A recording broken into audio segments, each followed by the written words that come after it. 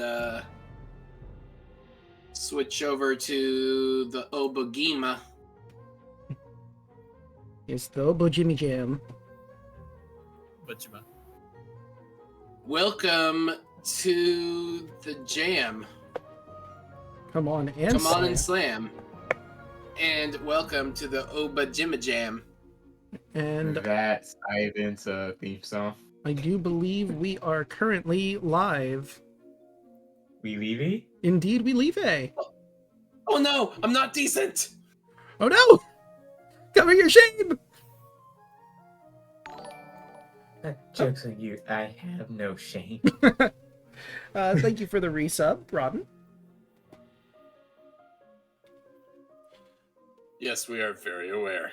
Mm-hmm. You can tell it's time for D&D when I throw 2 picks in a row.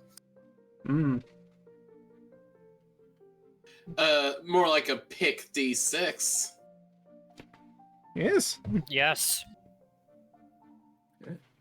Guarantee. That's what I forgot to do. Bucket hunting soul. Yes. I had to like. Oh, take me a bit to figure it out, but I think I'll get it. Because when I was watching that when I heard that's Ivan. That's so Ivan.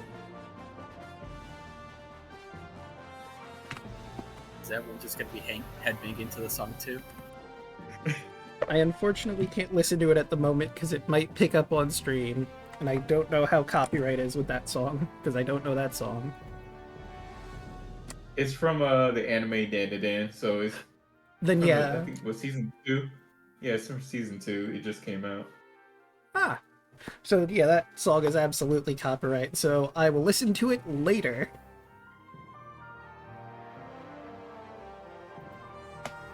I didn't expect it to be so loud. That's the worst. Did you get jump scared by the song? It was so loud.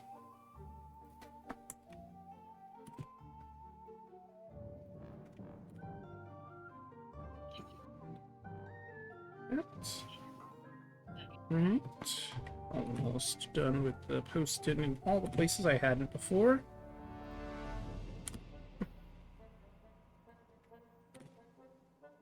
And there we are. Those are all the places. Places and all the things.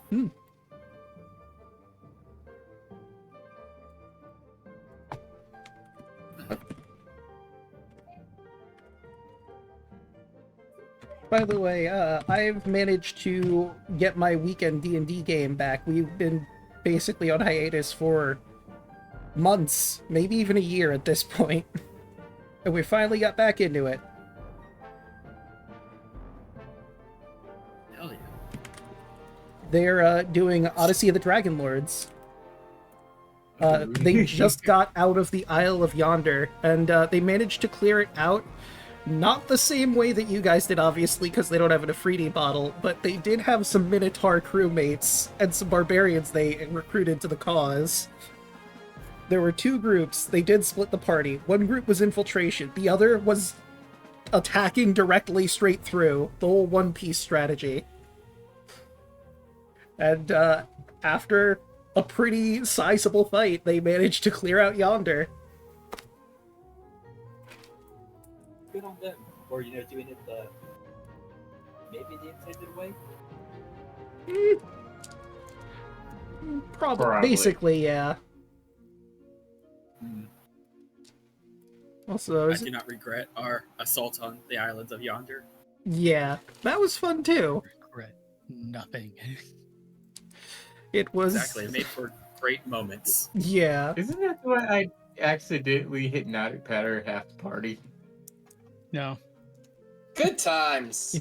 They did almost die a few Fire times. They also went to an island you guys didn't have to go to, I think, for any reason, the Isle of the Fates, to get some lore on what the deal is with curses and the like. We kind of just skipped over all that, didn't we? Yeah. Wait, I thought we went to the Island of Fate. See, that's where we got the dragon egg. No, the Isle of Fates is the one where the titular fates are 3 hags that are in charge of all the prophecies that happen in Thylea. Kind of like the Sisters of Fate, an actual Greek myth. Yeah, that's the reference, clearly. They also have this big ol' loom that they can make magic items with and whatnot. And, like, they're willing to give you services, including making magic items from that loom, if you pay an incredibly exorbitant price. You could get a robe Never of... mind, that... Now that I remember where that was on the first time I played through that. Ah, then yeah. It was like, if you wanted a robe of invulnerability or invisibility, and I forget what the third thing is, but if you wanted one of those, they can be yours for the gold amount and materials, and also one small girl, the actual Oracle Versailles, or some random nymph. You know, just sacrifice a person to these hags. I'm sure nothing will go wrong and it won't be a massive stain on your legend at all. No, sir. That small child will be doing great with the hags. We can take him. Me and my friends, when we went through it, we kind of cheesed it because they said we had to make a sacrifice. So we actually killed a baby fish and sacrificed that to them instead. They didn't say what kind of. They didn't say what kind of sacrifice. It just said sacrifice. Yeah, that's on them. They should know better. They sow fates with prophecy. Oh, honey, I'm a sacrifice. Yep. Yeah, we sacrifice Cryptic. Damn. Well, rip, I guess. Ripperoonie. But with that said and done, who would like to do the recap for inspiration tonight?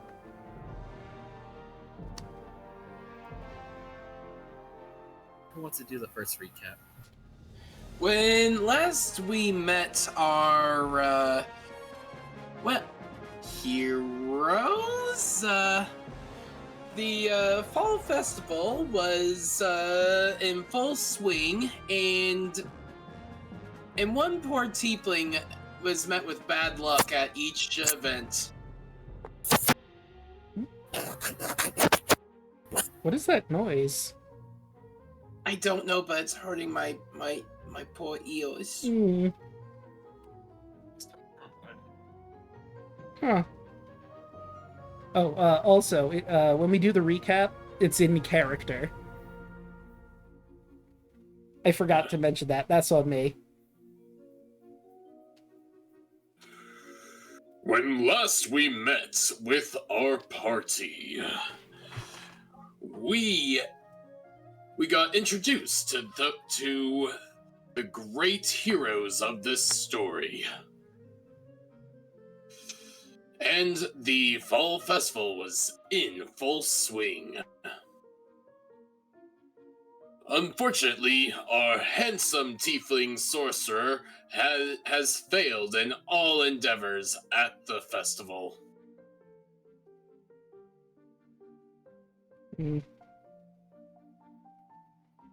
Yeah, that's about the long and short of it. We had some victories from some people, learned about prizes, but from Ali's perspective, that makes a lot of sense. Take your point of inspiration as we make our way back to the festival currently in progress.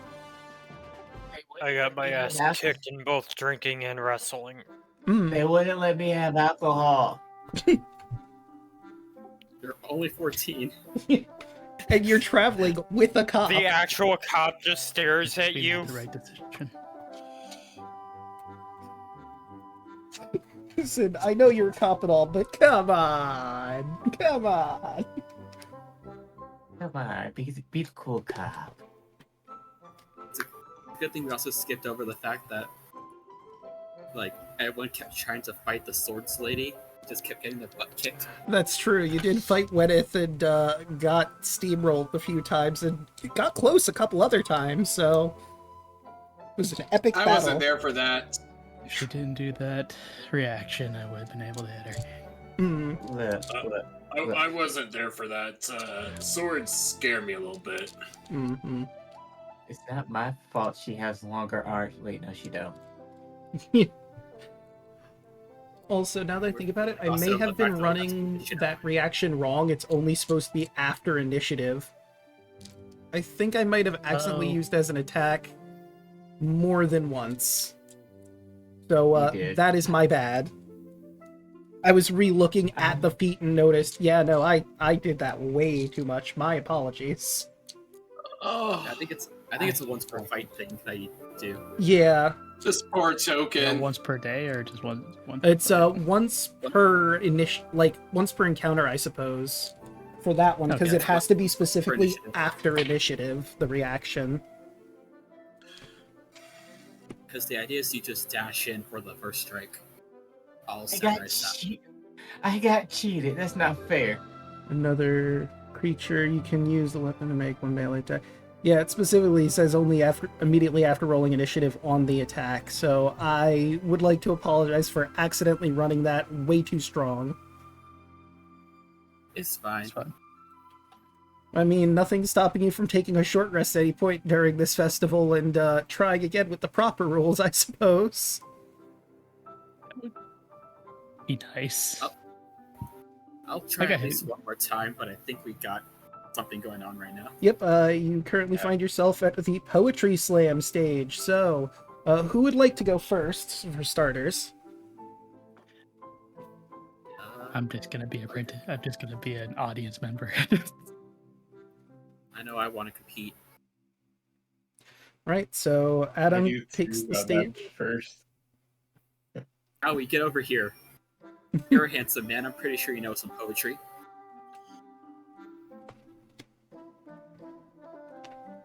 Oops, almost dropped my d6. But, so, this is 2 buds per entry per person. Each player gets a minute plus 15 seconds times their performance skill modifier to come up with a poem assigned on the topic. I'm going to roll a d6 to see what the topic is, and the winner gets chosen by the loudest applause from the crowd.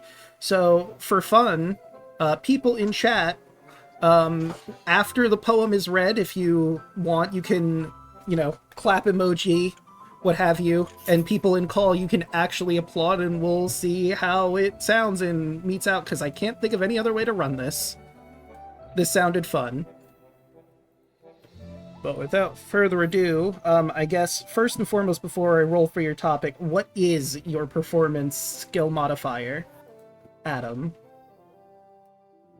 I'll just put it right here. I got +1. Okay, so that would be 1 minute and 15 seconds. So let me grab the timer for when we're ready. Okay, 1 minute. Oh no, that's an hour. I don't want an hour, I want a minute. Here we go. Minute and 15 seconds. That's not a poem. That's not a poem. That's an epic. Yeah, that's like One Piece levels of length at that point. And I then, recite the entire script of the B movie. so Aoi would get a minute 45. Ivan also gets a minute 15. But, where is my sheet? There it is. Okay, so I will roll. You know what? Let me roll it in the actual game so everyone can see it. D6. Okay, Adam gets number 2. Adam, you need to tell me a poem about the game Blotcher. You haven't really interacted with Blotcher yet, but it's basically dodgeball, but with fruit. And your time starts now. Okay. Do I just start it right now, or do I have that much to plan it? That's how much time you have to plan it, and then read it aloud once the time is up.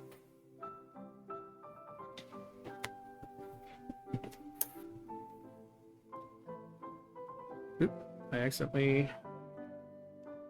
There we are. Also, for point of order, there is a Blotcher field at this festival. It's right over here. Let me move this down so chat can see. This is the Blotcher field over here. Perhaps you'll encounter Blotcher at some point, but it requires 2 teams of people, so either you need to challenge someone or they need to challenge you for some reason. We'll see what comes of that later.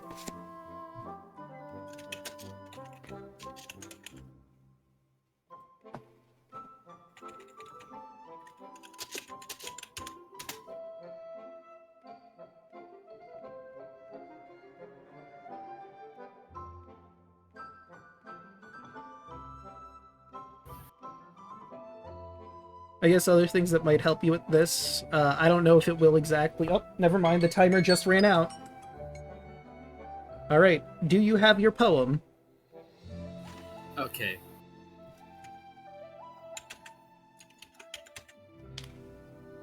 Alright. It's in the game's called Watcher? Blotcher. Watcher. B-L-O-T-C-H-E-R. Blotcher. A fruit being thrown back and forth. Catch, throw, catch, throw. Each time the fruit hurts a little less, but it never stops. Catch, throw by the same people. We play Blotcher, weaving around and through. Unseen hazards and shoals. Always feeling less safe than we actually are. Alright, what does the audience think?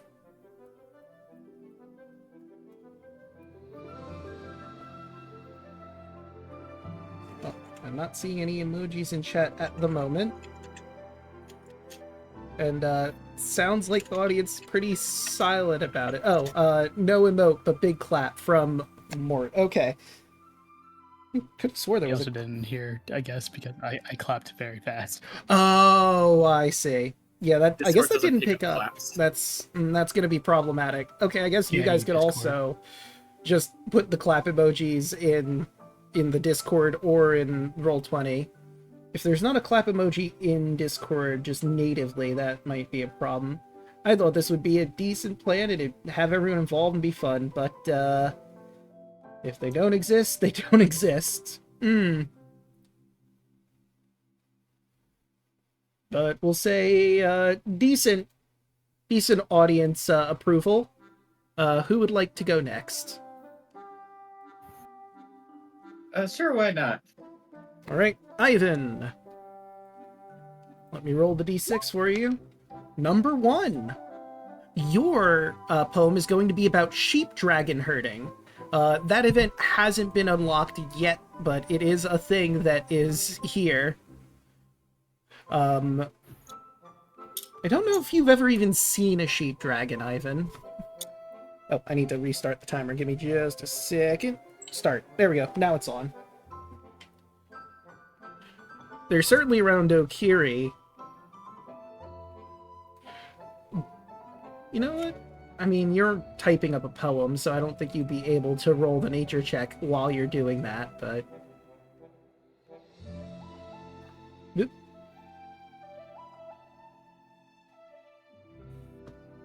I don't think sheep exist in Obojima. I think it's just the sheep dragons, now that I think about it.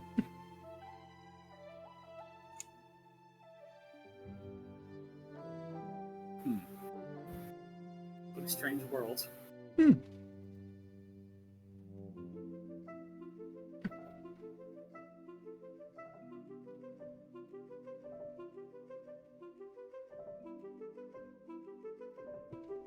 Right.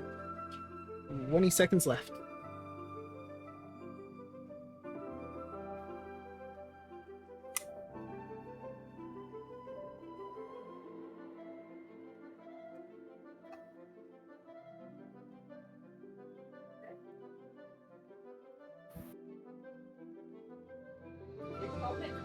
Oh, and there it goes. Time is up. Do you have your poem ready? I believe so. Okay. Ivan walks to the center stage. He starts snapping. Looks at everybody. And then starts to say, in valleys deep, where legends brew, live sheep dragons fluffy and new. With woolly coat and scales so bright, a hurly task both day and night. They breathe out clouds of cotton fluff instead of dragon, oh so tough. The herders try to keep them near, but the sheep dragons dance without a fear. Through fields they flock, a wood sight, leaving trails of wool soft and white. The herder laughed, what have I found? Sheep dragons joyful unbound. Alright. Your Discord does have a clap emoji, turns out. Adam stands up and claps enthusiastically.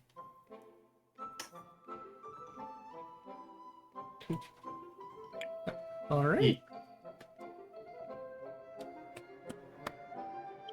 I don't know if that picked up at all. I also clapped. Ivan jumps down, trips a little, does a tuck and roll, and just roll into the seat. Nice. Alright, and now our last contender, Aoi, you have the most time for yours, because, Sorcerer, you have 1 minute and 45 seconds to come up with your poem, and let's find out what your topic will be. If we get the same one as before, we're gonna... Oh, nope. We really got 1, 2, 3. Alright, Aoi. Your topic is turtle racing.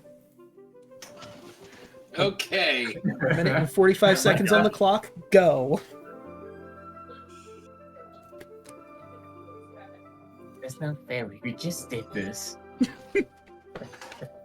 He knows a lot about turtle racing. You notice that whenever a topic gets pulled up, there's someone that has like a jar full of like folded up papers, and they just pull them out to figure out what topic it is. Pure random chance, so it's fair. There was a part of me that just wanted to repeat word for word the lyrics to Hollow Notes' Maneater. But none of the themes probably would have fit that, but still it would have been funny. Mm.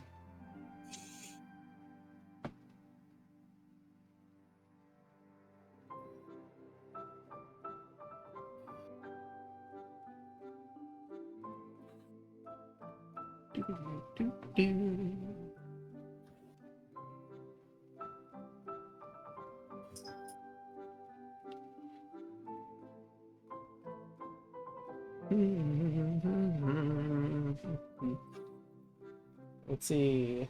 Got 30 more seconds for your poem.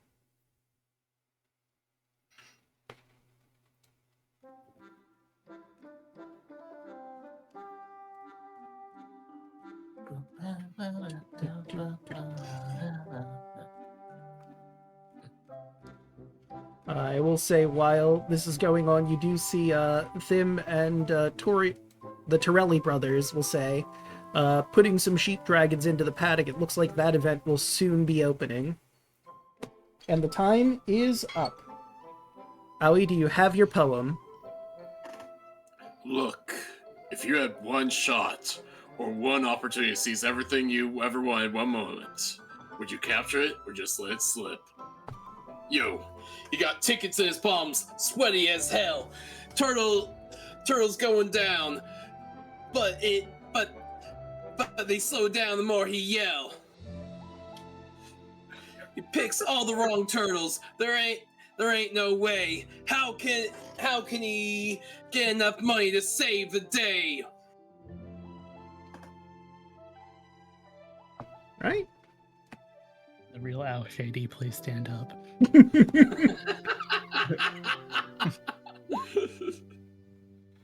Give standing ovation from Adam. Very specifically, I'm doing the Shia LaBeouf clap.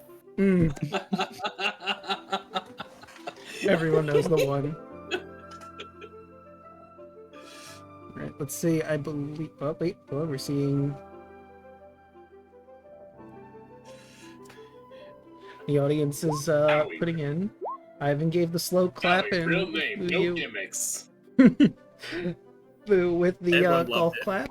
Yeah, that was a absolute banger. I think that one has to go to Owie with just all of the applause that are coming in. So, Owie, your reward for the Poetry Slam, you receive 5 tokens. Ooh.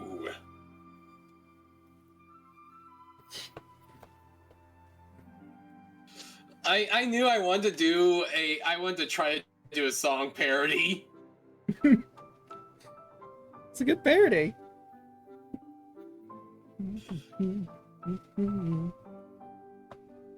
And with that, the Poetry Slam comes to a close.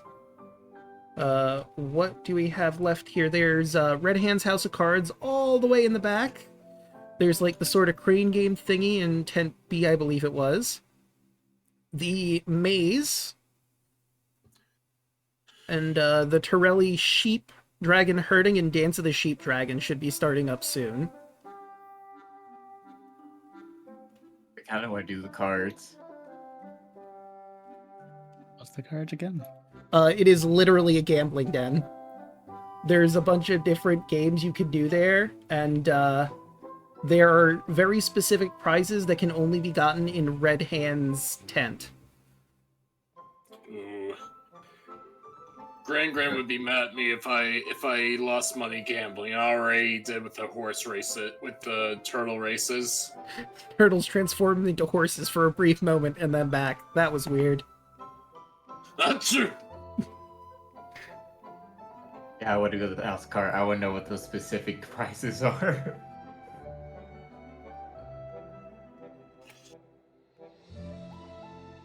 All right. Yeah, can you pink where it's at? It is all the way tucked in the back. You learn from just casually walking, there are some people that view Red Hands positively, and then there are some that think gambling doesn't really fit in this place. But as you walk in, the tent seems slightly bigger on the inside. There's all sorts of tables set up, and a man appears before you. Let me grab... There you are. Blotcher. Where's Red Hands in here? There he is. Doesn't give me a description aside from, allow me to introduce myself. I am Ruck Red Hands Varen. He lifts his hands. They are red. The hands specifically are red. He looks like a normal human otherwise. Allow me to welcome you to my fine establishment here. Things are a little different here. For 1 gold, if you beat me in a game, you get a choice of 3 glorious prizes that I have up in here and only in here. And I won't exactly tell you what they do, because what's the fun in that? Let's gamble with that, huh? I mean, I suppose if you really want, I could tell you, but... Come on. Can you at least give us the names of the prizes? I sure can. No, I can't show you the pictures that I grabbed, but I can until I give you the full reveal. But first up is Narf Super Soaker. Warning, air restrictor has been removed. All intents and purposes, it is a water gun.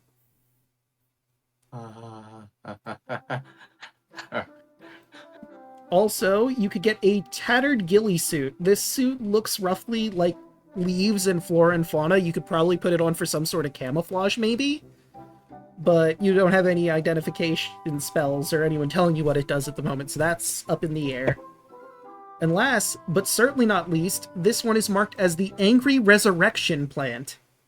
It is a bulb of some kind of plant that you imagine you would plant somewhere and it would do something.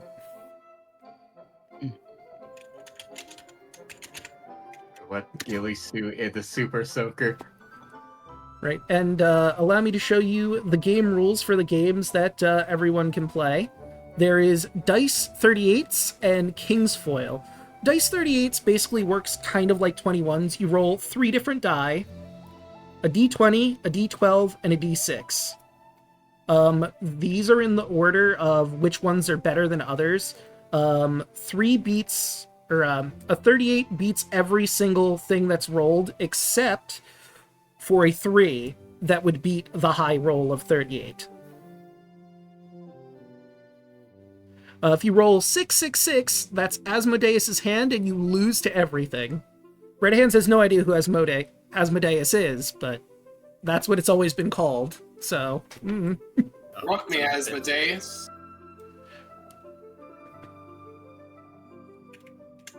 It might be a little more difficult to do King's Foil, but I mean, I do have a deck of cards in here. I would just have to sort things out properly. The dice game sounds easier. Yeah. Yeah, I want to play the dice game. Right? Everyone needs to ante up a single gold flower, and I guess technically I will be able to see it, but if you GM Whisper Roll, only the GM will be able to see it. So that's how we'll do it. We'll start with everyone's secret D20 roll.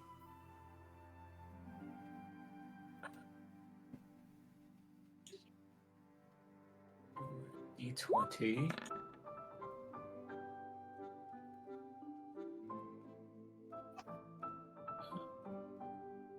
Wait, there we go. Ivan looks at him. I don't want to catch you cheating. I don't want to catch you red-handed. The very idea that you would say such a thing, that hurts, sir. Words hurt.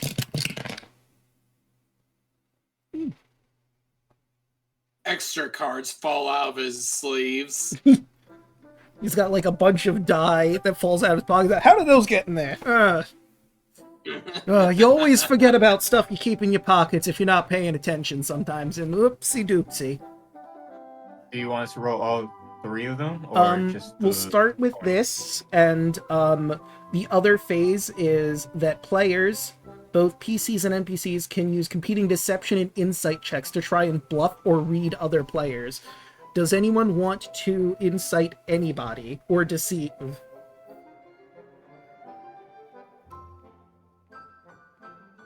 I'm gonna try deception. All right, Same. make that a secret. Okay, so that is an 8. So make your secrets. Yeah, so does anyone want to insight anybody at the table? So D20. If no one wants to directly insight Adam, what's the face that Adam has at the moment? He's trying his best to look smug. Do with that what you will. With an 8, he's not doing too good at it. Ivan, so 15. Okay. Alright, good. And, let me do my own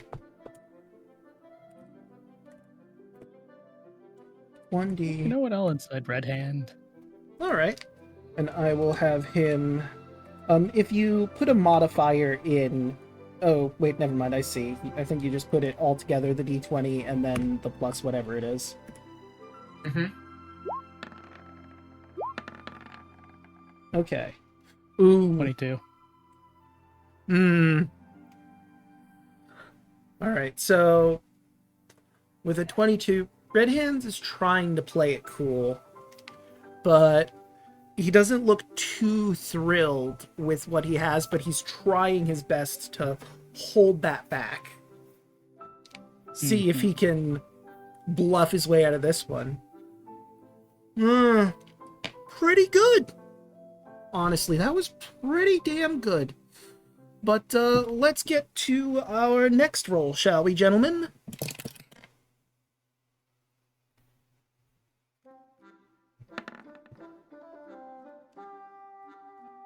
Alright, so what is the next roll we'll have to make? D12. Is this secret as well? Yes, this one is secret. Let me change that. Ignore that last one. Okay, so I'll get rid of the D20 from earlier that you did. Whoop. Just to make this easier. Okay, so that's interesting. Does anybody want to deceive, insight? Ivan's Red. deceiving. Red hand again. Hmm. 1d. 1d plus 5. Let's see how he rolls. Damn, he is rolling garbage for his deceptions. You can read this man like a book. He is not thrilled about what he just rolled. Alright. All comes down to this. The final roll. We'll do this one in secret, and then reveal your total. Well, your numbers, and then your total.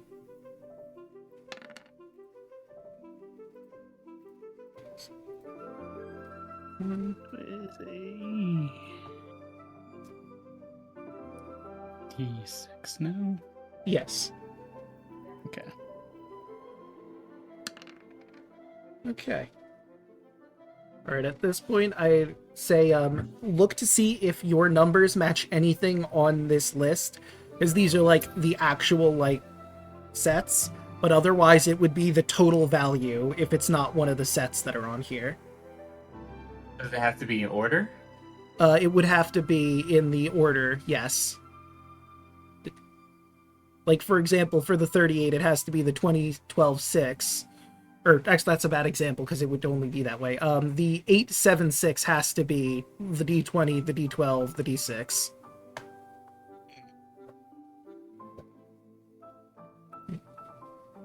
And I guess if you want, you can just type it in the Roll20 chat, what your die are, and then what the total is. I'll start with Red Hands, who rolled 19, 1, and 1, for a total of 21.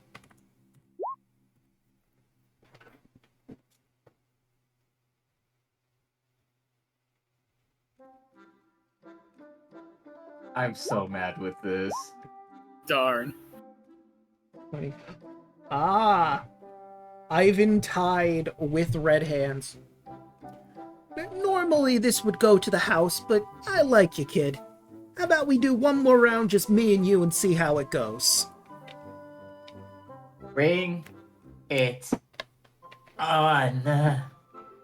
Right then, let's go. D20 first. Do you want me to roll this in secret or just straight up roll it? Yeah, I mean, I'm going to be able to see it anyway, so you can just straight up roll it for this instance. 12. Okay. Alright. Let's get the D12 going next. Decided. 11. Right, and 23. our final dice, the D6. 28. Pretty good. See, he got 11, 2, and 5. Plus 2 plus 5, which gives him 18. You win, Ivan! The man claps for you. Yes. A gambler knows when he's been beat. And you won fair and square. No tips, no tricks. Playing on the straight and narrow here. So, the choice is yours, my friend. Would you like the Narf Super Soaker, the tattered ghillie suit, or the angry resurrection plant? I want the Super Soaker. Alright. Then allow me to tell you what you have just won. The Narf Super Soaker, with the air restrictor removed, allows you to cast the Water Bullet spell as an action. It's only the level 1 version of the spell, and you expend an entire gallon of water in a single shot. After firing, you need to take an action to refill it. The Water Bullet spell is a first level evocation spell with a range of 90 feet. Its duration is instantaneous. You create a sphere of swirling water that spins rapidly in your hand or mouth, or in this case, the gun. Before you hurl it at a creature within range, you make a ranged spell attack against the target. On a hit, the target takes bludgeoning damage based on how far it is away from you. From 1 to 10 feet, they take 5d6 damage. From 11 to 60 feet, 4d6. And from 61 to 90 feet, it is 3d6s of damage. And the only limiter really on this is you gotta refill it every time you want to use it. At such low levels, this is pretty much just a one-shot. move? Yeah. Since it's an item, does it have a specific modifier since it says a spell attack? It would be based off. Well, like, it doesn't say, I suppose, for this instance, so I guess it would be your choice of intelligence, charisma, or wisdom. Whatever is best for Ivan. Both intelligence and with both charisma and intelligence are both +1. Alright, and the gun is empty at the moment, but crazy how there's a river right over here you could fill the gun at. Also, I tried to not grab, like, a branded gun, but this one did have a brand, I just removed it, just for the sake of having a generic, cool-looking water gun for the image.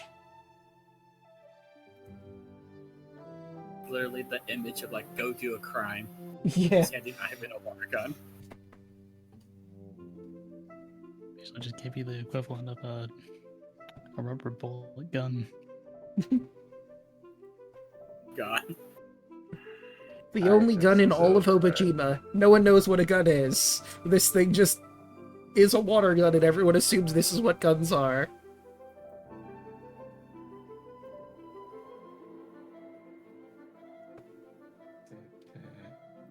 Even the police officers don't know what they are. Yeah, no, they got bows and crossbows.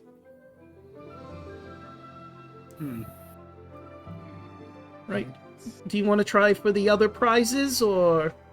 I suppose I could tell you, now that you've at least won one, what the others do. Unless you want to keep it a secret and go for another game, of course.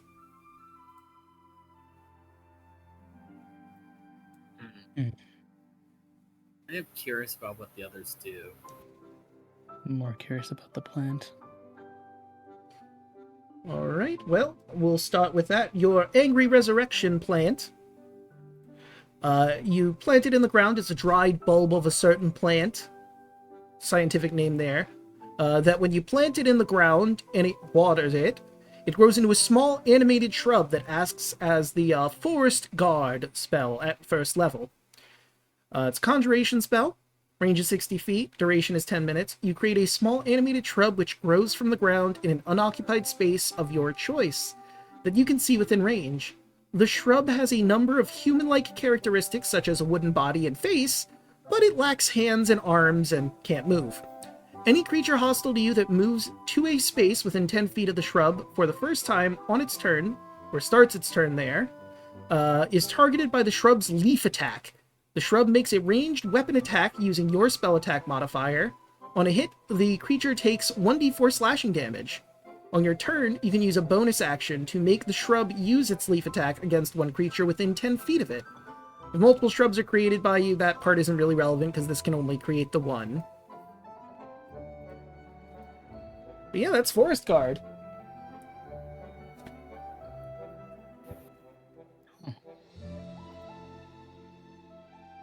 And since we're in a bit of a revealing move, in my opinion, this isn't the best of our items here, but the tattered ghillie suit. This tattered cloak is practically in rags in your hand, but it has just enough magic left that it can be used to cast the transparency spell once. After one use, it becomes just what it looks like, a pile of old rags that used to resemble a cloak. The transparency spell is an illusion spell that is a reaction, which you take when your location would be revealed to a creature while you are hidden or unseen.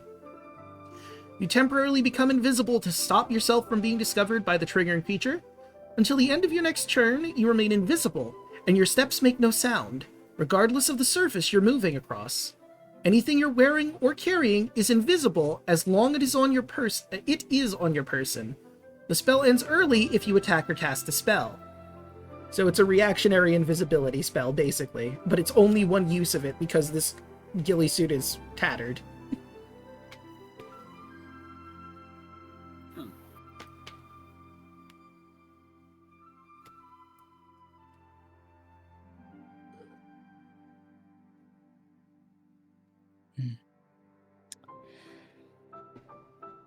I think I will call it here. Ah, no worries. It's fun gambling against you. You too. Hey, Ivor's just holding the super soaker. Also, a word of advice. Hmm? Work on your poker face. Okay, now that's just rude. Here I am, trying to be civil, we're having a good time. Maybe I went easy on y'all. You don't know. And perhaps it's not rude. Maybe it's advice. I mean, you can always just do this and Ivan just make his mouth go away and his goggles slide over his eyes. So now you have a legendary poker face. You can go somewhere in this field, kid. And I guess begrudgingly so can you. He looks at Fu. What do you mean? I mean, you I don't... feel I couldn't hold my expression. This whole time, you've had somewhat of a neutral expression, I feel. He gets kind of close to you, looks at your face, squints a little bit. Yeah, no, look, it looks just a neutral expression to me. He slow blinks. Yeah. I think that's just how he looks like. See, that's what I mean. If you never emote, then you have the best poker face. No one's able to read if you're bluffing or not. I haven't the faintest idea of what you mean. I couldn't contain my excitement. Couldn't you tell? If I'm honest, kid. Nah, not really. Sorry.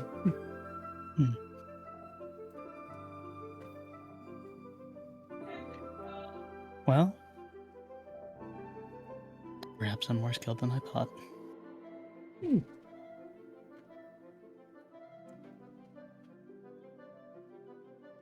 Well, I hope you enjoy the rest of the festival.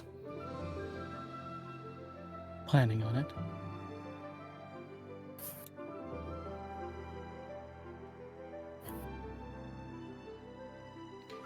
Right, our remaining events are the maze, the 2 sheep herding events, and maybe something will happen with the blotcher field, unclear. Oh, and there's also hide and go seek. There is hide and go seek, we haven't done that one yet. So at some point I would like to do a short rest. I mean, you can certainly take a short rest now. You've done a lot of games, like, in canon. If you wanted to just take a bit of a breather for now, maybe sit down somewhere and chill. Ivan needs to fill his water gun. Yes, I do. And like I said, Wanna get some River of my focus right points over back? here. And anyone who wants to can spend their hit die. Can I spin my hit die while I fill up the water gun? Yeah, filling up a water gun isn't like strenuous activity. It's really easy to do. Thank God. Oh, I'm back to full. Nice. I imagine you like take this time, just sit down. If you haven't eaten the food you've gotten already, you start eating it. Maybe check your token amounts to see how much you have. Adam, Yes.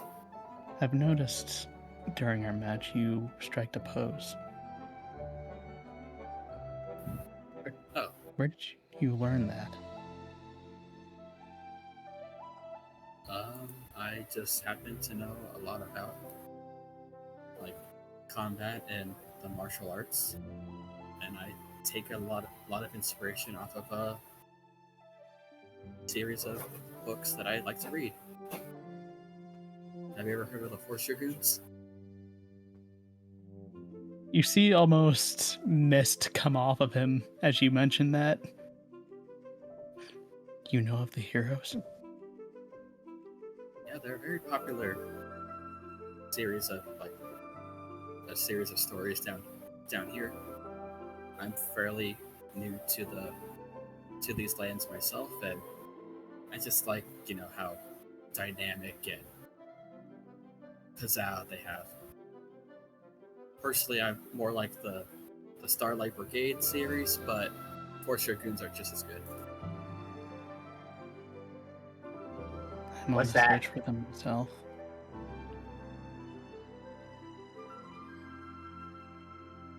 What's that? Which one? The Force Dragoons? Both.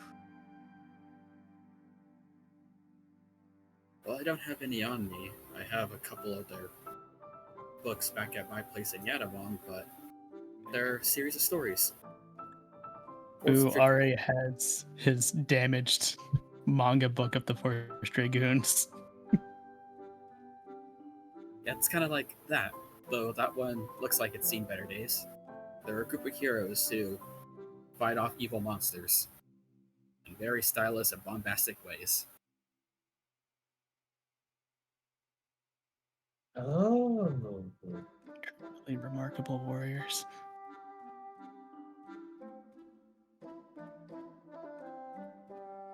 Yeah, they have a lot of like kick pow to them.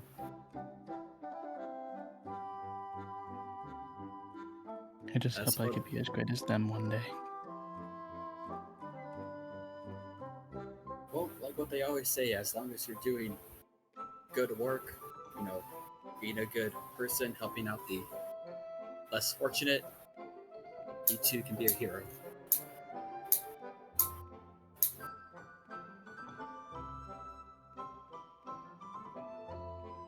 Ivan just looks at his scarf and then looks back at Adam. Really? As long as you do good, you can become a hero.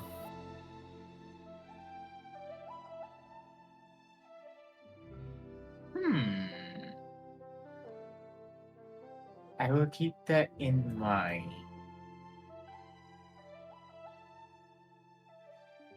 Not quite sure how to understand the inflection of those words there, friend, but you know what?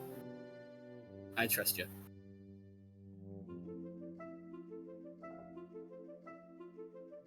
Granted, what happened?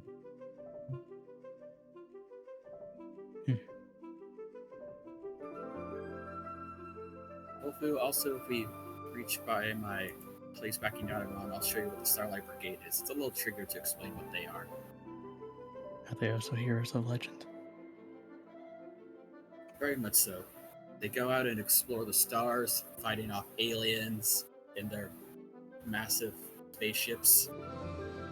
Adam starts listing off a bunch of weird sci-fi terms that do not make sense. What's an alien? A person It's not also from the planet. What's a planet? Adam just points to the ground. The dirt? This whole... I mean, the planet is like a... Adam spends the short rest explaining what a planet is. And once he starts explaining what an alien is, he stops, looks at himself, and just goes quiet, thinking... He's like... And he just says to himself, am I an alien? Maybe. Ivan shrugs.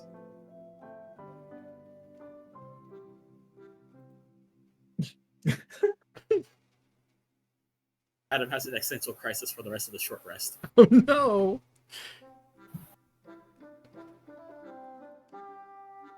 There's not supposed to be existential crises here. At least not yet, anyway. This is too early for existential crises. What about you, officer? Where did you learn how to fight? Looking at Kaito.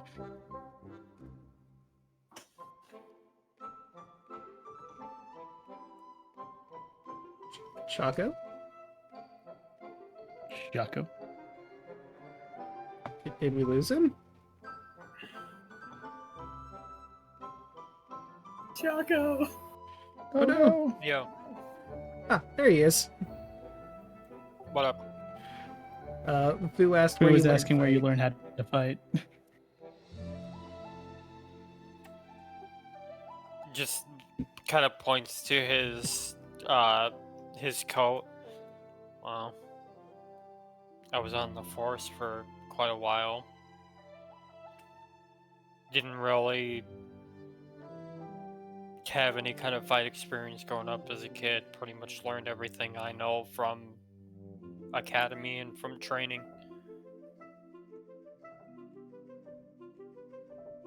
I see.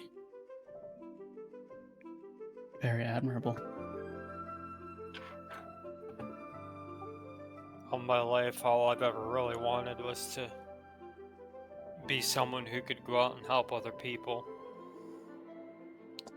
And be some sort of a protector, and being a part of law enforcement has helped me achieve most of that goal.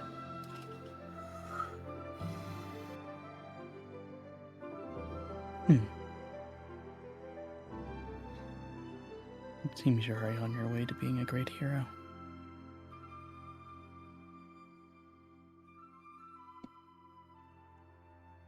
He just kind of lets out a little bit of a smile and he just says, "You could argue I have already been a hero."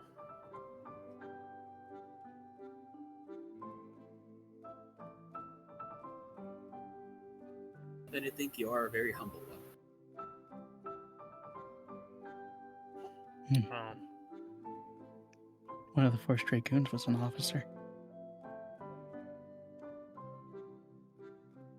Now, what color was that one again? I believe he was black. Ivy slow looks at Kaito. You know, he mentioned that. Can I make just a history check to see if I would know anything about that? Sure. I don't know shit. Yeah, you've never heard of the Force Dragoons. This is your first time hearing of them. I mean, you're familiar that manga exists, but apart from that, you don't really know about the Force Dragoons. Well, that's news to me. Never heard of them before. Is that like the Oba Force 5? I'm not familiar with those. They're kind of the same, they're written by different publishers, but I guess it's up to your preference whether you want the Obo Force 5 or the Force Dragoons. Or is that like the Mask Glider? I think a little closer. The Dragoons have their costumes. What is it like to touch a book? What? Was it like Well, It's usually very wet and cold. I'd say it's hard yet soft. That felt dirty. Ooh. Do I have paper on me? I guess check your inventory. I mean, my sister normally don't let me touch her papers or books because I always mess them up. It looks at his hands. Yeah, you're a water spirit. Water usually damages paper. Yeah. Yeah, what are you doing?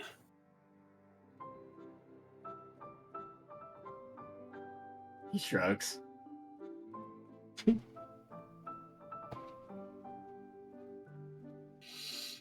I got one piece of paper that's... Draco, would you say my courier map is waterproof? Since it's, Yeah, supposed to be, very important? I would say it's definitely waterproof because they wouldn't want you to lose your map. It'd make doing your job significantly harder.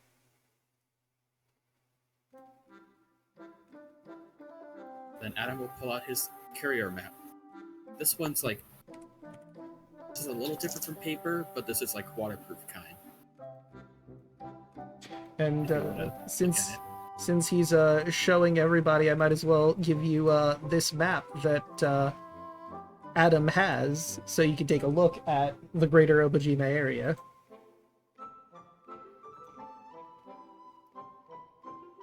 Map. It is a very well-detailed map. You even see, like, lines that are leading to like roads. There's like little notes where it's like, avoid this path. This path is a shortcut but dangerous. There are some things that are mentioned on here as speculation. Because, like, the Courier Brigade drops letters all over the place, but, like, they don't exactly know what's out in the water. Because they're not delivering letters out there. It's just sort of speculated that might be around where this lionfish king might be.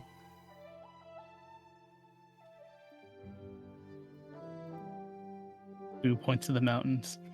That's where I'm from. And Ivan will point towards the coastal diver lounge from the North Branch. My sister's from there.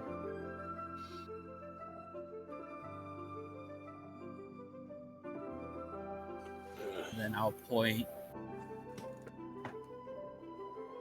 Trying to find the glossary, but I'll point to where Yadaman is. It's number It'll be- 8. Yeah, like down towards the south. I had to run all the way from down there to here. I don't know where I'm from. Gran just found me one day.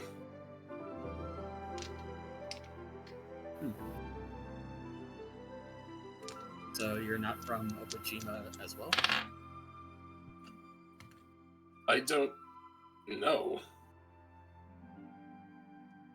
So you live closer to Pama. Who? Pama. Don't think I'm familiar with that name.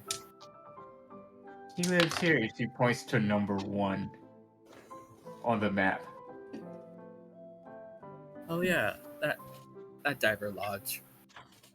I do a couple deliveries out there, but I usually just go by, drop stuff off, and continue on my way.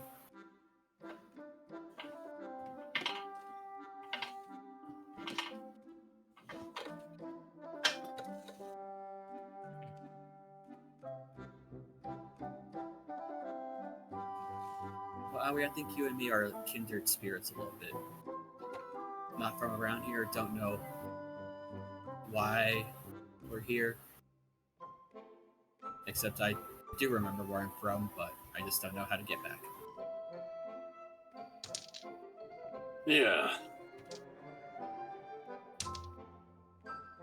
Like, I have these dreams sometimes, but I can't make heads or tails of them. Also, I don't look like me, so it's weird. I think that's what they call amnesia. And usually dreams will help analyze that kind of stuff. Well, I'm sure we'll figure it out.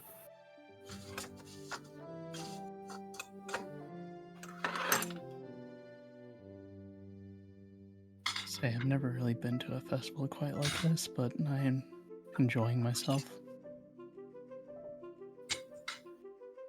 Yeah, it's a good time. Having a lot of fun.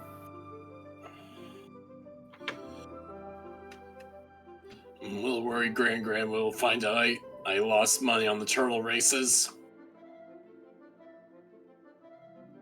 You just gotta win one of these events, get some tokens, and win a prize, and just be like, you know, you spent your money and probably won a prize. Got a couple tokens from that poetry, so maybe you can get something from that prize counter. Is this Graham strong?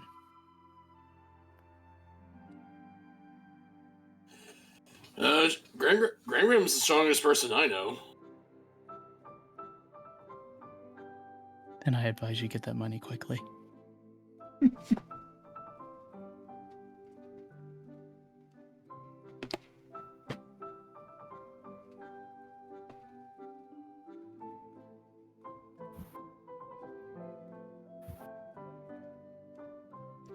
With that, I suppose, where would you like to go next?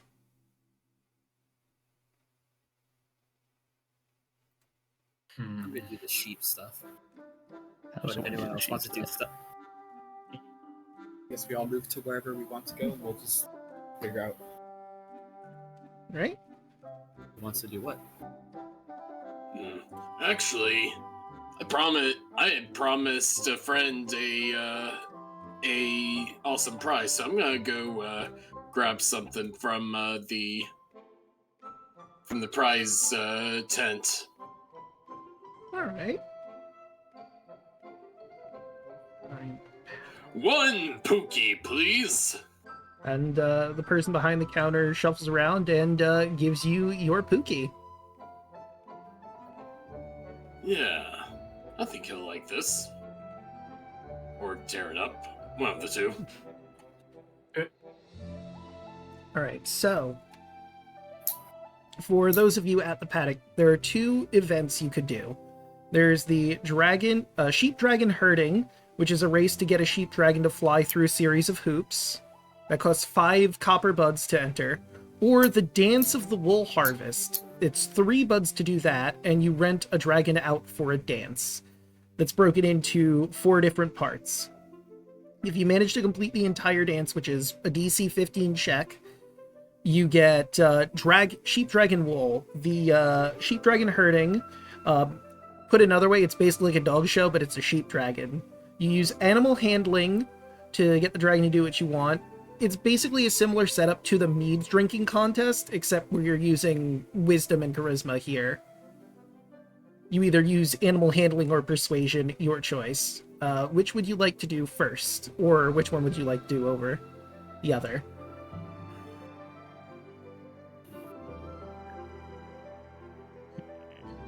What do you have to do for the dancing? The animal handling and persuasion? So animal handling and persuasion is for the dragon herding. I guess it would be the same for the wool harvest, because it doesn't necessarily mention in here. It just says it's a DC 15 check. So I'm going to say, yeah, the dancing is also animal handling and persuasion. I'll do the herding. And I will also show you a picture of what sheep dragons look like, because there's a whole mess of them in there. Monster handout. Nope, I didn't want to... There we go. These guys. They're serpents, but they have like this fluffy white coat around them that gets sheared off, much like in our world sheep do.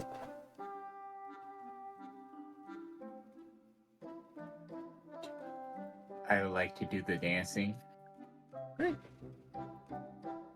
Right, I guess we'll start with the dancing, because that one takes a few less checks than the show, or the herding. Can I argue doing acrobatics for the dancing? I'm gonna say... Oh, I almost forgot. Very important thing. Each hoop in the dragon herding is a token. If you complete all 5, you get a total of 8 tokens. Where the dancing only gives you the potion, or the sheep wool. Sheep dragon wool, wow. But, which is a potion ingredient? Possibly. Okay. Might be worth it.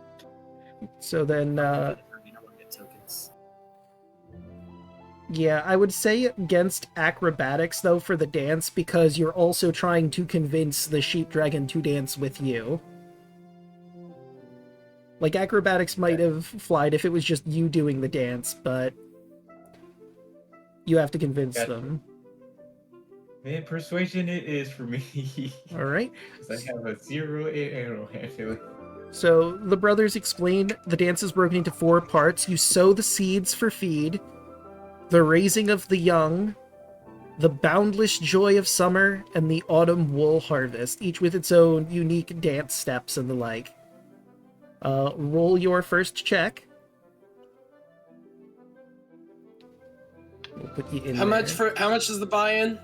Oh, let me grab that. For the wool harvest, it is 3 copper buds. Okay. Okay. Silver. You managed to get this sheep interested. You're throwing your hands out as if you're sowing seeds. and moving and shaking along with it, and Sheep Dragon starts to dance around you. Check number 2. Boop. Okay. Oh, Oh. no. You tried to do the move as you were shown it, and add a little pizzazz, but the Sheep Dragon starts backing away from you. You unfortunately did not properly complete the dance upon the each with their own check to see how well they perform. Oh, that was a performance, not a persuasion. Oh, then re-roll. Okay, so that was fate. It doesn't necessarily say that if you fail one, that's it. It just says that each one has its own DC 15 check. I'm gonna say we're gonna keep going with the dance. Maybe you could get the Sheep Dragon back.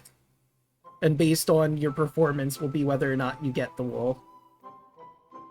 So, Okay, number 3. Yep. 18. Okay. Now, upon this part of the dance, the boundless joys of summer, it's big expanding your arms and the glories of summer, and the Sheep Dragon starts to not necessarily coil around you, but like spin around you, dance, and going up in the air ever slightly as it dances along with you. Okay. And number 4. Sheep. Fuck. 9. 9. Yeah, you try to do the autumn wool harvest, you trip a little bit, and you spook the Sheep Dragon and it runs off. Unfortunately, you didn't properly complete the dance, so you do not get the wool. Aw. That's a good attempt, but unfortunately, you spooked him at the end. Ivan hops out. Kid, I tried to steal both of their ribbons. You can try for one of the brothers for this moment.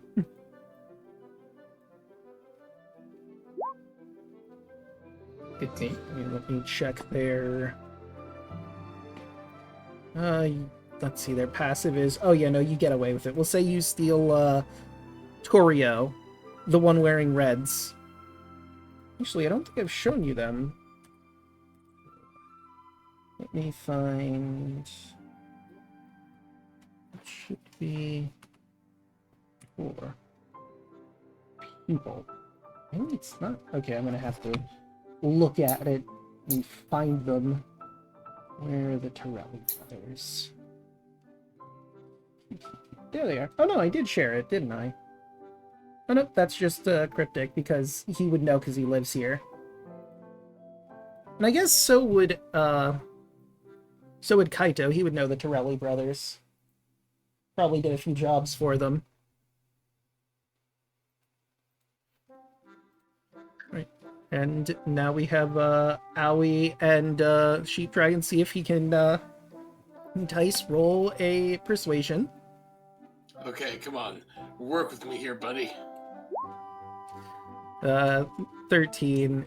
It's grazing on a little bit of grass that is in the paddock area. It sort of looks at you, but then just goes back to what it's doing. As you're I'll trying use to my inspiration. You certainly can. Yeah. Not meant to be. The first one is a failure, but hey, you still have some other segments of the dance. You could potentially save this. Mm-hmm.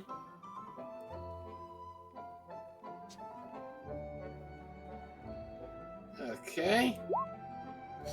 Oh no. No, that's... Yeah, that's... I'm gonna rule that that's a failure because that's 2 failures in a row at the beginning. The Sheep Dragon just does not want anything to do with you, unfortunately. Come on, little buddy. Oh. You know what? Let me look here.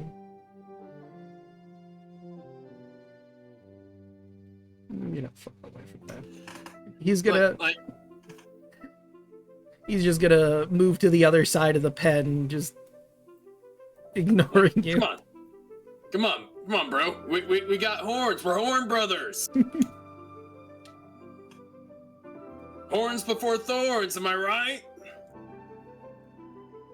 Apparently not. Oh, that one was them. I think you should stop before it gets It's also bad. part of the dance. No. No. Does anyone else want to take a crack at the dance, or do we want to go to the hoops? You know, I'll attempt to dance. Why not? All right.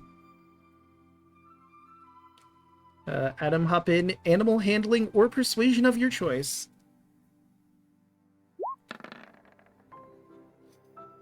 Ooh, first one starting rough.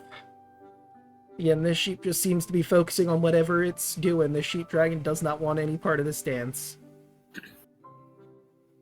Come on, buddy. No. Yeah, again, unfortunately, this one's just... Huh.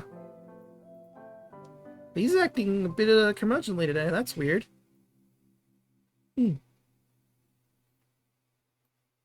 okay, buddy. I was just snickering behind everybody. Tough crowd. And I believe, Fu, you wanted to do the next event. I could try the dancing. Okay. Then hop on in, pay the fee, and attempt a animal handling or a persuasion.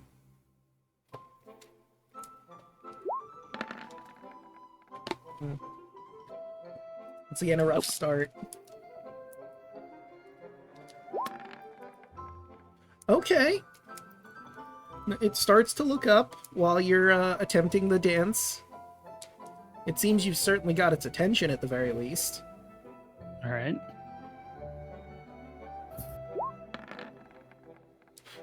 Okay. She starts to move towards you and join in a little bit, getting up on with her arms in the air and swaying a bit.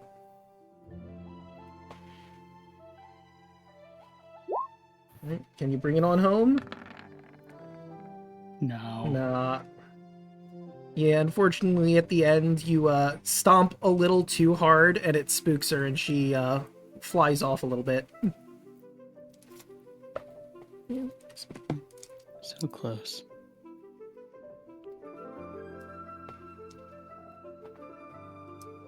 Well, maybe you'll have better luck with the herding.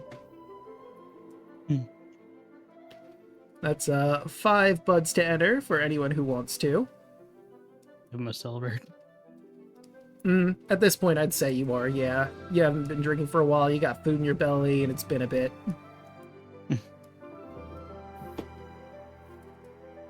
I'll try to herd. Alright, same stats as before. Animal handling or persuasion, or rather skills. And the DC is going to increase in difficulty. If you beat it by a 5 or more, you will get advantage. If you do lower than a 5, then you will get disadvantage. Can I try something to try to entice the sheep to get a bonus to this first roll? Depends on what it is. You know, Adam's gonna pull out his like quarterstaff, kind of like tap it on the ground a couple times, try to see if it gets its attention, and I'm going to cast a little light on the end and try to see if I can like, just try to entice it. Be like, oh, watch this. Watch a little light. Watch a little light, buddy. I'll allow you to roll with advantage on this first one, as it follows the light a little bit. Come on, Jimmy. Right? With 15. 15, you manage to get it through the first hoop, and you have advantage on the next one as well. It's starting to, seems to take well to being guided by the light. Combo this, 20. Okay, and it goes through the second hoop. And you have advantage on the next one as well. Let's combo this. Come on, buddy. Ooh, 19. that... Oh yeah, nope, 19 would get you through. So that would be... Yeah, we're on 3, so... Okay. Right, and that one was... Oops, back that up. Clear. So that let me just double check with math. Yep, that gives you advantage as well. I'm comboing with this sheep. Let's go. 15. That doesn't give you advantage, but it does succeed.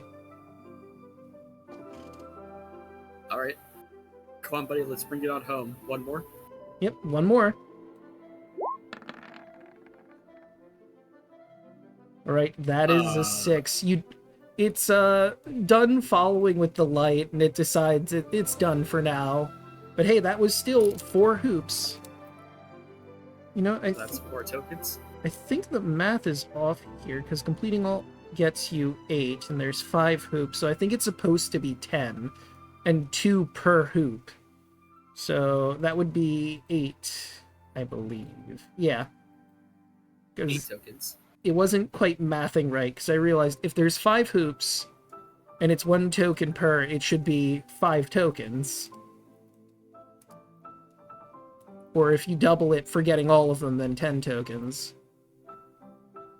But it says 8, which seems weird. So, Be happy to accept the 4 or the 8. yeah, we'll say 4 then. It's 4 for 4, and then 5 gives you 5 tokens. That makes the most sense. Typos happen. Right, anyone else want to try with the sheep dragon herding? Yes. Alright. Time to And enter. to Draco, Mm-hmm. I just realized I have something Okay. for this. The shepherd's crook. You do, actually. You know, since you have the shepherd's crook, I will give you advantage on your chosen skill. Thanks for picking that up. Thank you for reminding me.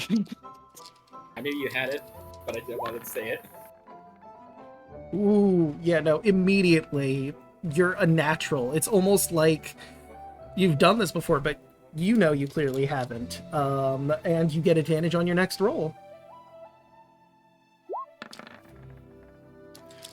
And with a natural 20, again, it's like second nature to you for some reason. And that is, unsurprisingly, advantage once again. Come on now. And yep, that also wins, and I believe, yeah, that would be about... Let me double check. That doesn't give you advantage for the next one, but that is a success.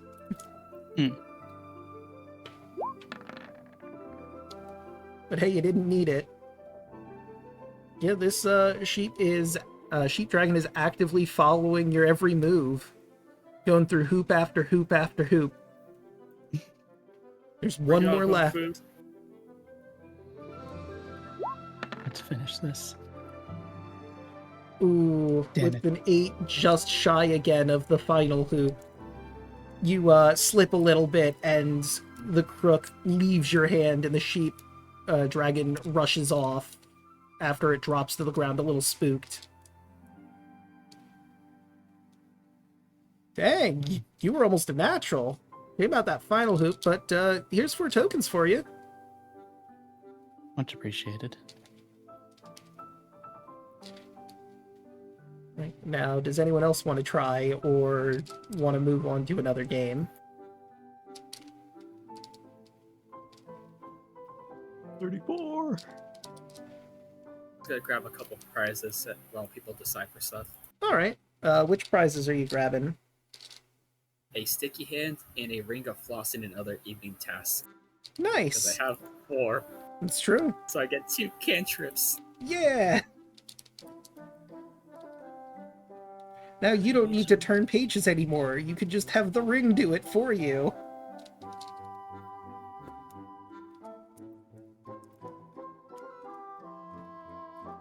Of what is left, there is the hide and seek, the latch hook, I think it's called, and the maze. Also, there are potions that you can make if you had ingredients, or at least 3 ingredients, but unclear if you do or not at this point. I do, but I want to keep the 2 that I started with. That's fair.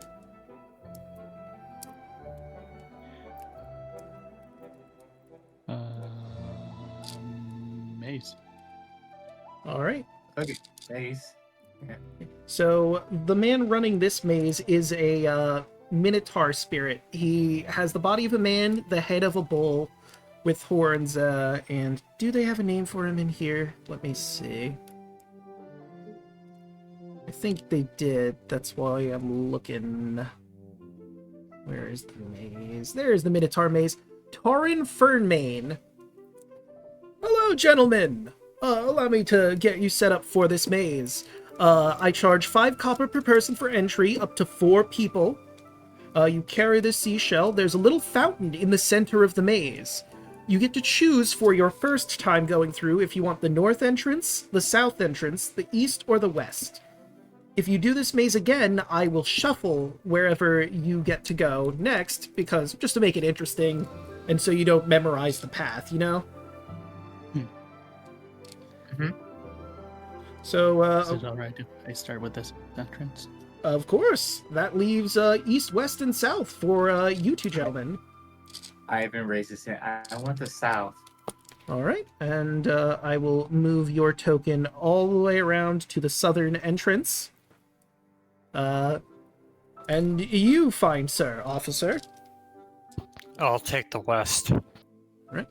And so how we're gonna roll this one out is, unsurprisingly, turn order, initiative. Everybody roll initiative, and you're gonna move your movement into here. Okay. And I don't think I have, like, specifically maze music, but let's make this the encounter music that I was using.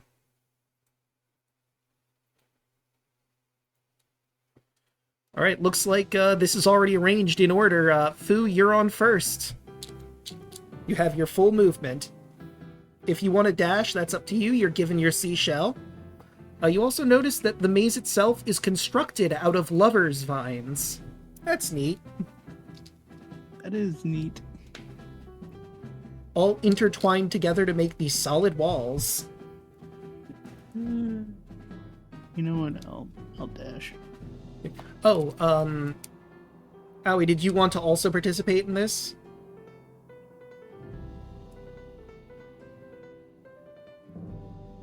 Cryptic?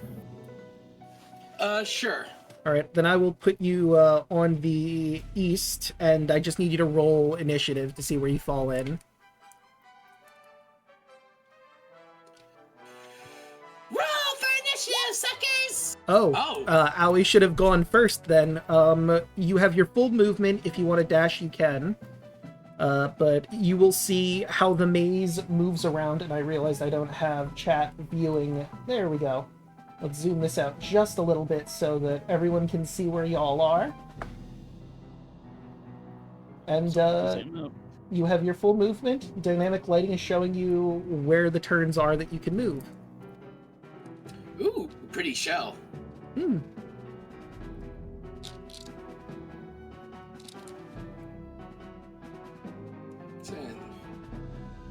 15, 20. Yeah, I'll do a dashel. Alright. As you turn around the corner, you see that you have a lot of different paths you can go on. Maybe move right to there. You'll see you can go with your remaining movement to the north and south, or back over this way and see where that goes.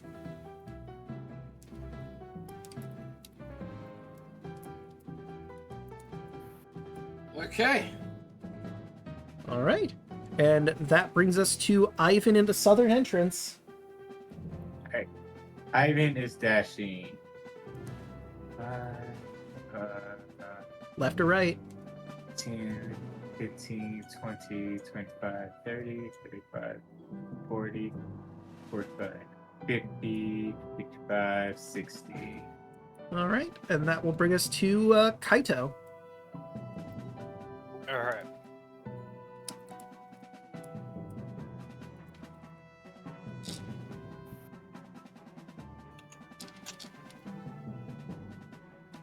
So, from my position, Mm-hmm. so I'm a ranger. I have survival proficiency. Could I roll a survival check to basically, they said that there was like a fountain in the middle and that was our destination. Correct. I'm essentially rolling a survival check to see if I can. I'm basically listening for fountain noises and just trying to like feel my way through this maze. Okay. I'd say if you're listening for like the sound of the fountain, that would be perception over survival. Well, I have proficiency in either, so I'll do perception then, which is a natural 1. I don't know shit. Yeah, with a natural 1, you hear the fountain, but you're not exactly sure where it is, or you can't glean what path would lead to it. At the very least. Oh, we're having fun.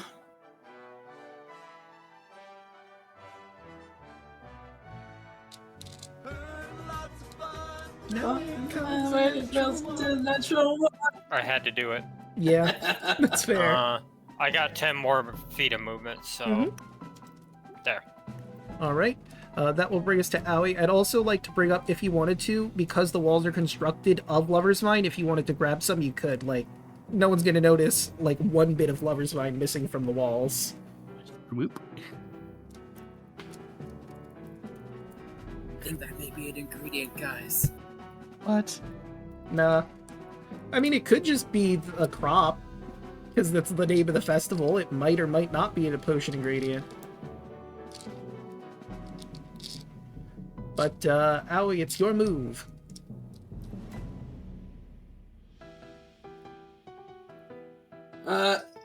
Okay. So it's my turn again. Yes, sir.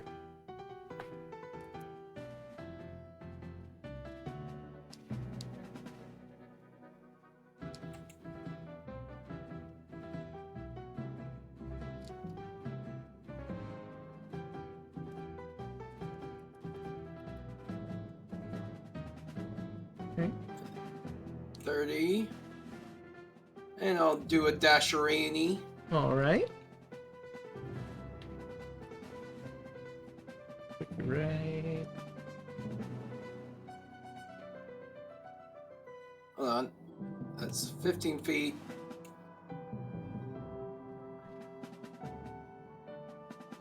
$20, $25, $30.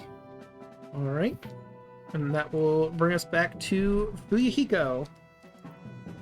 Pluck some of that vine. All right. We'll say that's an action, so you can only move 30 feet this time. Fair enough. I was about to ask. Seems like it's a straight shot anyway. All right. And back to Ivan. Ivan's dashing again. There. 5, 10, 15, 20, 25, 30, 35, 40, 45, 50, 55, 60. Alright, that's 60. All right. That'll bring us to Kaito.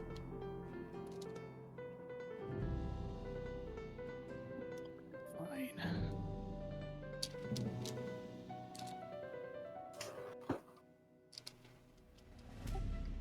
Against Kaito's better judgment, I'm gonna double back and head south. Interesting. I'll go ahead and dash too. So. Okay. 35. You've discovered your first dead end.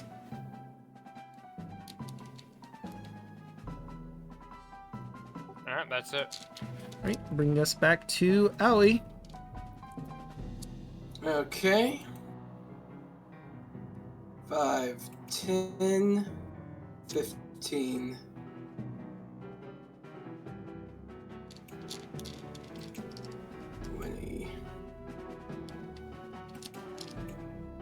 25, 30. You have found your first dead end.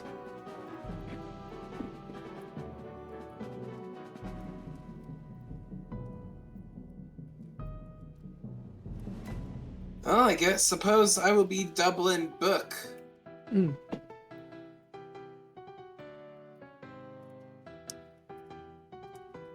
Right, and that is all your movement at the moment, correct? Correct. All right, back to Fu. What do you do? Taking some more of that vine. All right.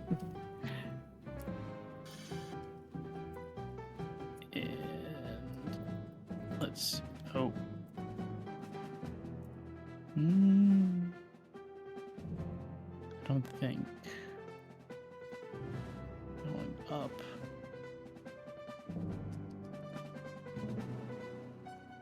No. Oops. Too much. So about here. There we go. Okay. And that will bring us back to Ivan. Dashing. 5, 10, 15, 20, 25, 30, 35, 40, 45, 50. And you Hey! have found the fountain. Since you're a rogue, you can bonus action dash, so you can use your action to collect the seawater in your shell. I cannot die at this level. Oh, that's right, because you're still only level 1. My bad. Well, it takes an action to collect the water, and then you need to find your way back. You remember the path you took, right? That's a straight shot. Yeah. Right, and that will bring us to Kaito.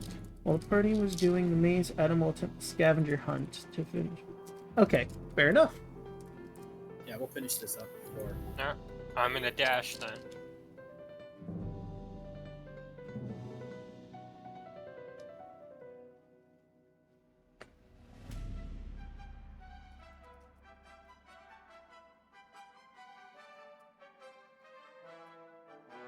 Alright, that's it.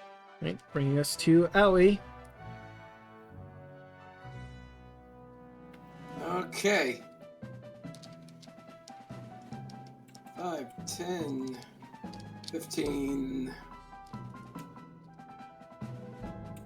20, 25, 30. Dashel Rooney. 5, 10, 15, 20, 25, 30. Right. Back to Fu. Take another vine. All right.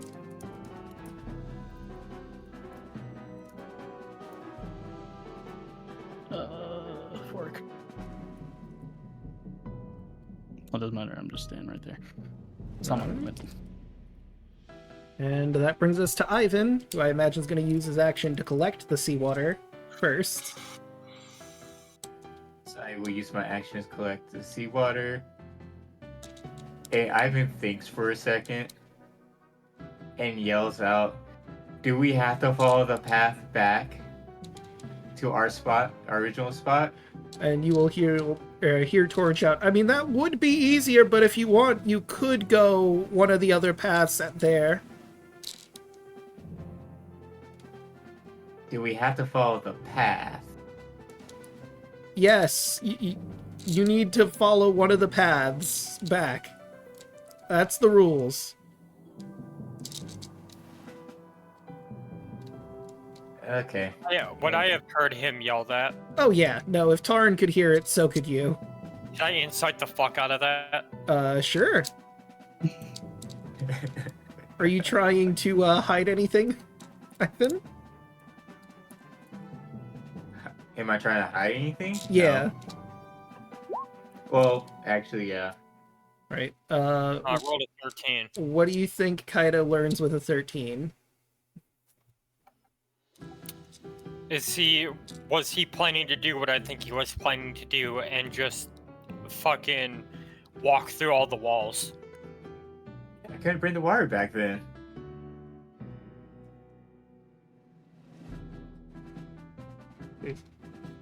So what does he learn for the 13 then?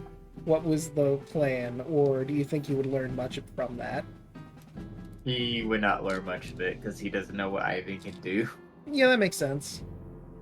I mean, I'm going based off of the idea of a water spirit and the idea of like, oh, he can probably like squeeze himself into crevices and stuff like that. Do you like above board? If I had to guess, I think it involved the fountain, that maybe he'd try going through the fountain, but who knows where that leads out to. Ivan was thinking about using his fire climb at will. Ah. So yeah, no, that would be cheating. Leaving the maze by going over it would absolutely be cheating. But use... I was just gonna run back. Alright. 50, 20, 25, 30. It's my turn. And now we're at Kaito. Look, Can I ask- above game, no offense, Hoshi, but the cop is going to make sure that people are doing this the legal and correct way. Yeah, I know. I just But it would probably be hard to bring water back through the bushes. Now I'm just imagining Kaito pulls out a set of handcuffs and puts Ivan in, like, festival jail. You're under arrest for ruining the fun. Yeah. Ivan just slowly slips out. It looks at him. And Can I then ask he's one quick question really quick? Mm-hmm. If everyone can hear where Ivan is at, can they potentially pinpoint where like the fountain was? They don't know I was at the fountain. Yeah, they just know that he was shouting about, hey, can I come back through other means? Fair enough. Fair enough, I'll be quiet.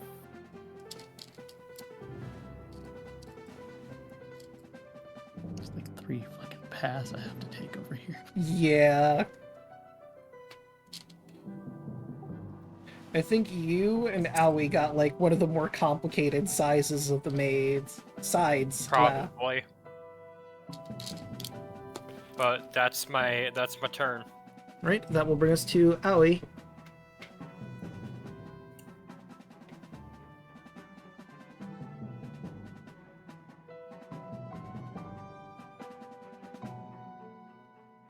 $15, $20, $25, $30.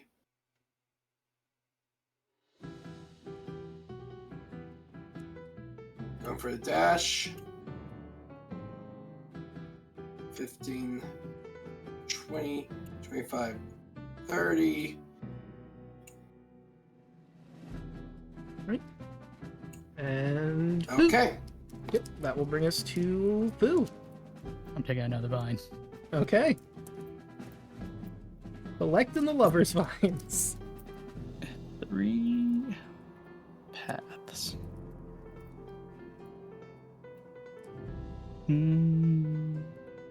Go. Oh, Well, one's a dead end, so that's an easy choice to make. well.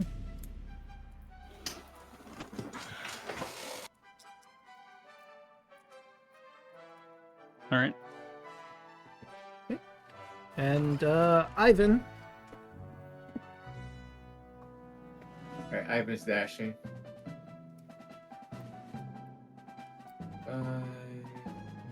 15, 20, 25, 30, 35, 40, 45, 50. Now, do you remember which turn is it? Oh, that's 50, 55, 60, something there. So is it down or to the left? To get back. I think that's all your movement for now, though, right? Yep. Bringing us back to Kaito. Dashing again.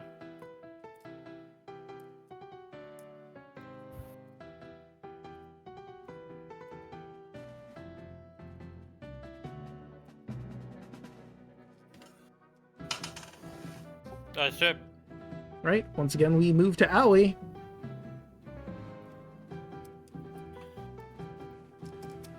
5, 10, 15, 20, 25, 30. Going for a dash. 5, 10, 15, 20, 25, 30. This is promising. Yep. Bring it back to Fu. Give me that vine. All right. Piece of candy. Ooh, piece of candy. Ooh, piece of candy. Oh, wait, hold on. Character sheet's in the way. Oh no. Okay. Done. All right. And that once again brings us to Ivan. Which way you going? Down or left? Going down. Or you could go right, but I wouldn't see why you would do that since that's where you came from. 25, 30. I'm dashing. 5, 10, 15, 20, 25, 30. All right. Brings us to Kaido.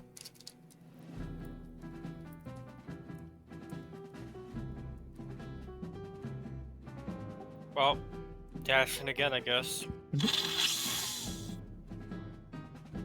All right. Only so many ways to go.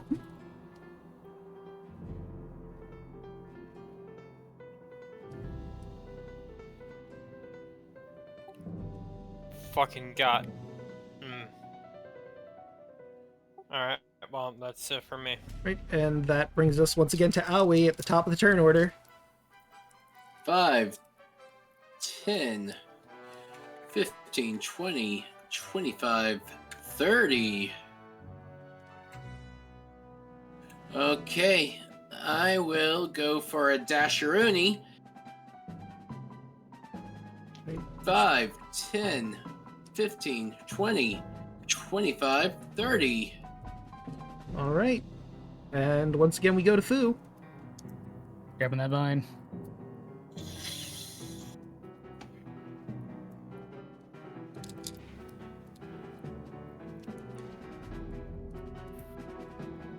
Oh, Yep. You still have movement. yeah, And- that's it. Yep, you found the fountain at the center. Unfortunately, it's Ivan's turn, and he has, like, literally 3 steps to the exit. 2, 3. All right. And that is game! The winner is Ivan, and all of you begin to get teleported out of the maze. Also, because you're not going to be taking the same paths again, all of you were about to hit the fountain at that point, too. Dang. You had, like, just a little bit more Aoi. Kaito was the closest after Fu. Let me just see here. 5, 10, 15, 20, 25, 30, 5, 10, 15. Oh, I could have gotten it. Yeah.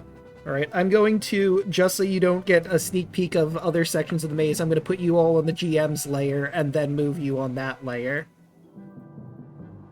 And GM's layer, same with Ivan. And then after I move you all in the GM's layer, I'll make you come back to reality.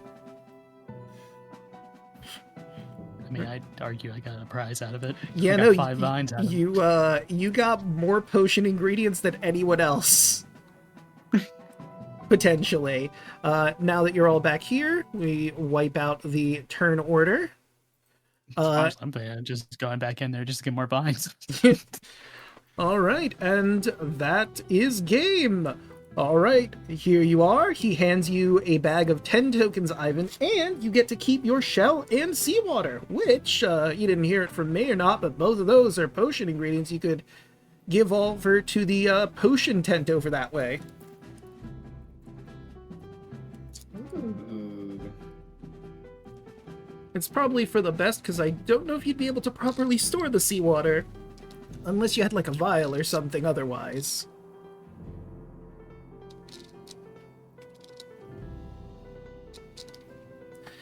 And, let me Keep that bio. Never mind.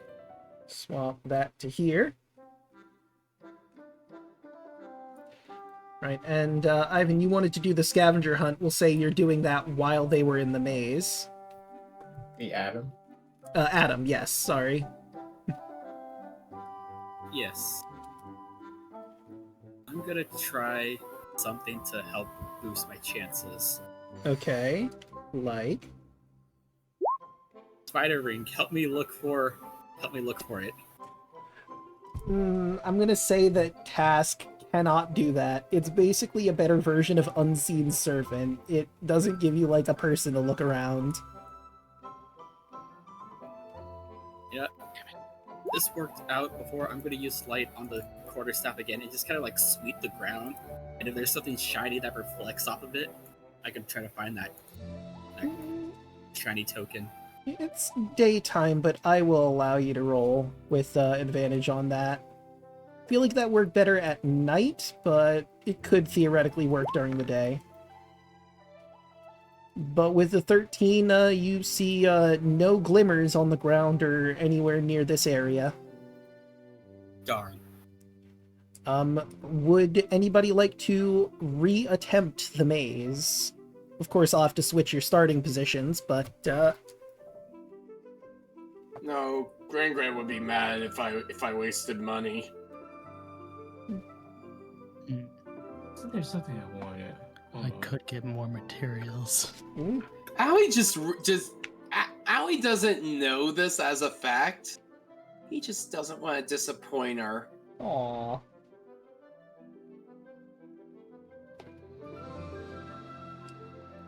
It was something I wanted, but I just don't remember what the fuck it was. I mean, the prize tent is available. You can just click it and see what was in there and see if you got a impression. That's what I was doing. Alright. Let's see. But, Fu, did you want to give the maze another go from a different direction? Hey, I could get more Lover's Vine. True. Or you could get the shell and seawater. And I could do that too. It's 25 tokens. Yeah, sure, why not? Right. Oh, yeah, I'm doing it. I'll say I'm at doing least. it again. Oh, you are doing it again? Okay, so Yep. Ivan started from the south. Fu was the east, or no? Fu was North. north. Okay, so north and south. So I'll roll a d4. Okay. All right, I'm gonna have to re-roll that because I got the same thing twice, and I can't have two people starting in the same spot. 1, 2. All right. Huh. Funny how this worked out. Because of my roll, Fu is now starting from the south, and Ivan is starting from the north. You said it was 5? Yes, 5 copper buds. I would like to attempt as well. Right. Since it is your first time, you get your choice of where you want to start, but only east and west are available since north and south are taken. Go to the west. Okay. Right, and once again, let's open up the turn order, change the music, and roll for initiative.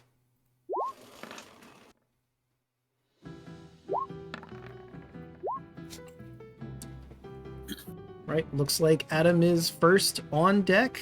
Let's put this in descending order. Adam, you have your full movement. And as an action, you can take a Lover's Vine if you wish. I'm gonna try to make my way first. Fair enough. There we go, 60 feet. Right, and that brings us to Ivan. Oh yeah, Draco, what was the buy-in? I don't think I had applied it. Oh, it was 5 copper buds. So just 5 copper. Okay. Okay, so 5, 10, 15, 20, 25, 30. Okay. Dashing. 5, 10, 15, 20, 25, 30. I'm there. Right. And now for Fu. Grabbing that vine. All right.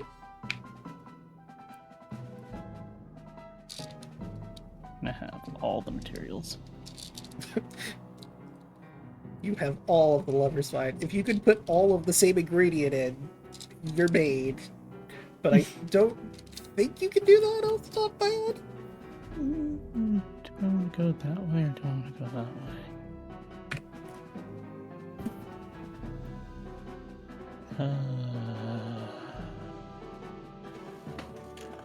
go this way. Okay, that's my movement.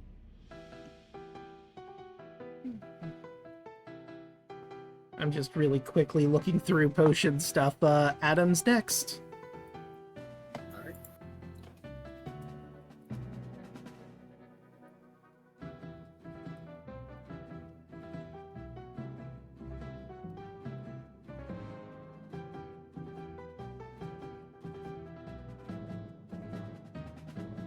I mean, I guess I'm not seeing anywhere written that you can't put 3 of the same ingredient in if you really wanted to. Double my movement. And moved to... Okay. And that would be Ivan.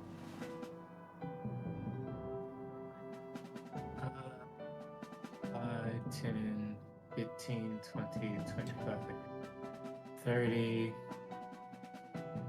35, 40, 45,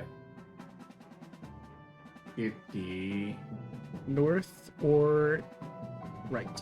55, 60. Okay.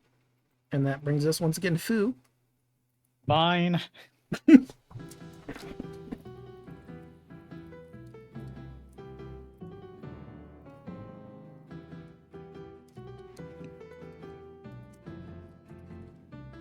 Okay. There we go. Okay. And then Adam.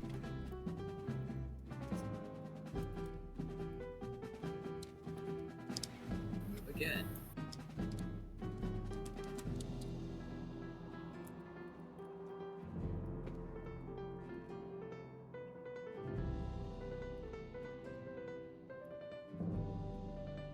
There we go.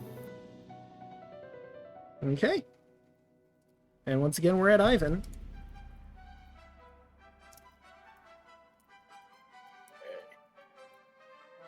Five, 10, 15, 20, 25, 30. 3 different ways to go.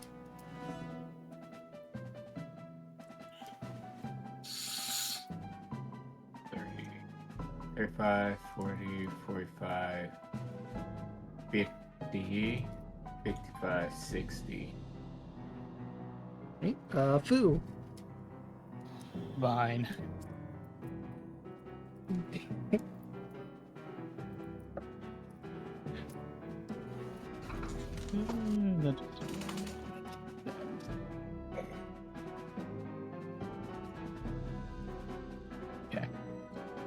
And that brings us to Adam. This way.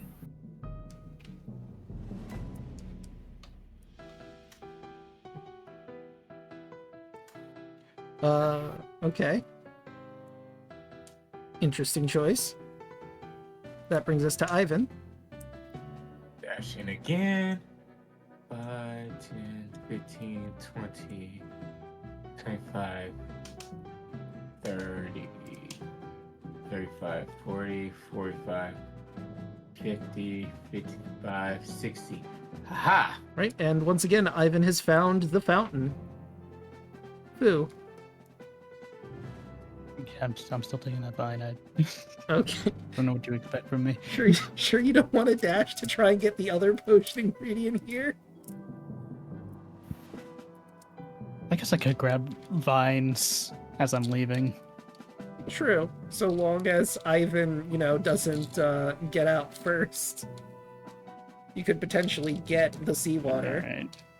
You convinced me.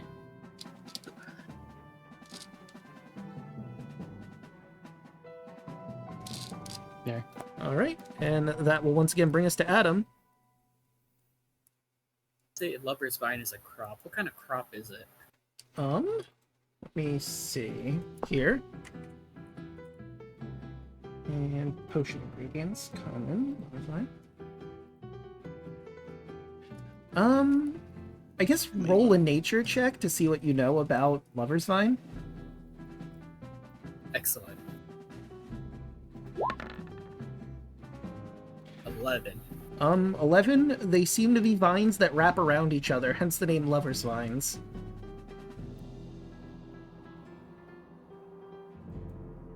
gonna do something unorthodox.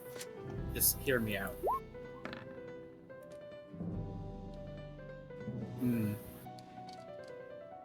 Adam stops, grabs a vine, and just starts to eat it. It's an interesting flavor. Like, how to describe it? I look for food ingredients right now. Listen, I'm hungry. I'm trying to imagine how to describe it, because, like, these are vines. It's not like they have a fruit or anything. They are the vines specifically, so I guess it's very... not leafy. I guess ropey would be a good texture for it. Because it is vines tangled upon each other. Chewy. Very Chewy, very yeah. fibrous. Oh yeah, no, this has chock full of fiber for sure. It might taste better if it was boiled, possibly. I just find a dead end, and Adam gets distracted and just starts collecting more vines. Like, maybe I can cook with this. I will say it is an action to take vines. Also, I don't know if you noticed, when you went through, you looped around on your first path. Yeah. That's impressive. No, that's the rest of my turn. Alright. I'm just gonna sit here, collect vine, and eat what I currently have. Okay. That will bring us to Ivan. Reading one of the things Ivan can do with his pseudopod. Ivan has a natural 10-foot reach. Interesting. I will allow you to use your pseudopod to collect the seawater, although I will say drawing it back in is going to be difficult, because, like, it might slosh out of the shell if you move it too quickly. Never mind. I'll just take a 5-foot step forward, gather the water, and then 10, 20, 30, 40. Wait, shit. Hold on. 5, 10, 15, 20, 30. Okay. Alright. And that once again brings us to Fu. Alright. Oh. Thanks, Draco. No problem. I do believe you still have some movement here. I do. Gonna get some water. So you now have the seawater and the seashell, and you can make your way back. Oh, that was 20.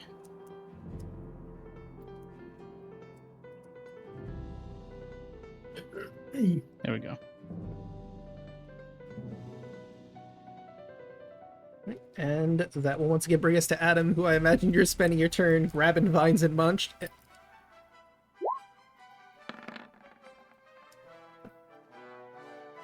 I'll start moving, but I'm collecting as I go. Okay. And I was like, yeah, I'll just grab this. I'm just shoving it into my bag where I keep all my other cooking supplies. Alright. And once again, we hit Ivan. Got a bit of a walk back. Or in your case, a run. 5, 10, 15, 20, 25, 30, 35, 40, 45, 50, 55, 60. And, Fu.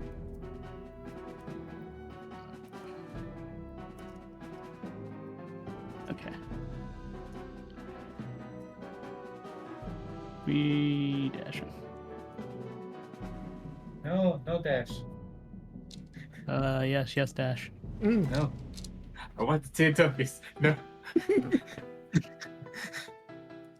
Right, Fu's in it to win it now. It's a true race here. Ivan, where go? Me, Adam? Adam, damn it. Why do I keep doing that? I'm gonna walk this way. 30.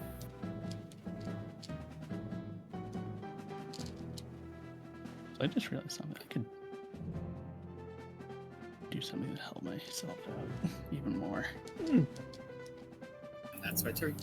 I feel like I've been here before. Getting the strangest sense of deja vu. It's Ivan's turn. The deja mustard right now. 5, 10, 15, 20, 25, 30, 35, 40, 45, 50, 55. North or the left or right path? Which way'd you go? 60. I think this way. Maybe. Only you can tell. Fu, what do? Ashen. And also, I just realized something. I do have something that could help me out with this. Okay. What is it? My racial ability. What is it? Hold on one second. My Okay. yokai step. Okay. Bonus action mech. You know what? That is fair. You absolutely could use that. Is it an action? It's a bonus action. You used your Bonus. action to dash, so yeah, you could warp 30 feet now.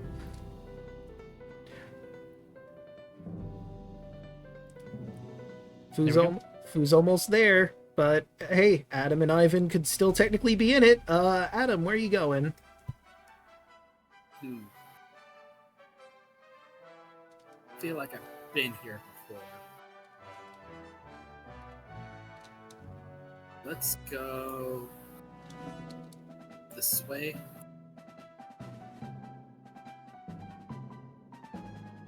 $30, and I'm just collecting more vine. Okay. And Very faintly, someone hears Adam shout, "I've come up with a new recipe." that, I have a my new turn. recipe. Ivan.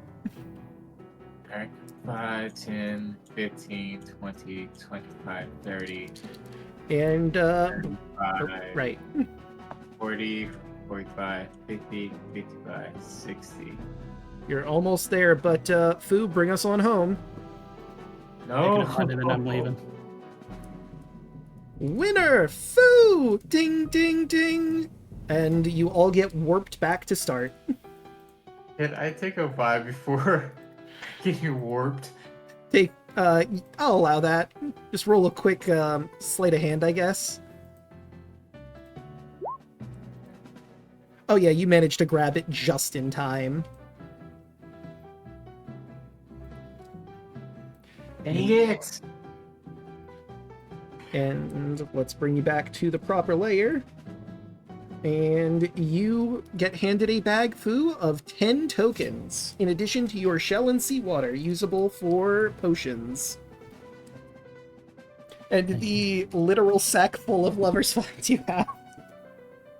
I don't know what you're talking about. Just picturing like a bag that's like bursting at the seams with lover's vines.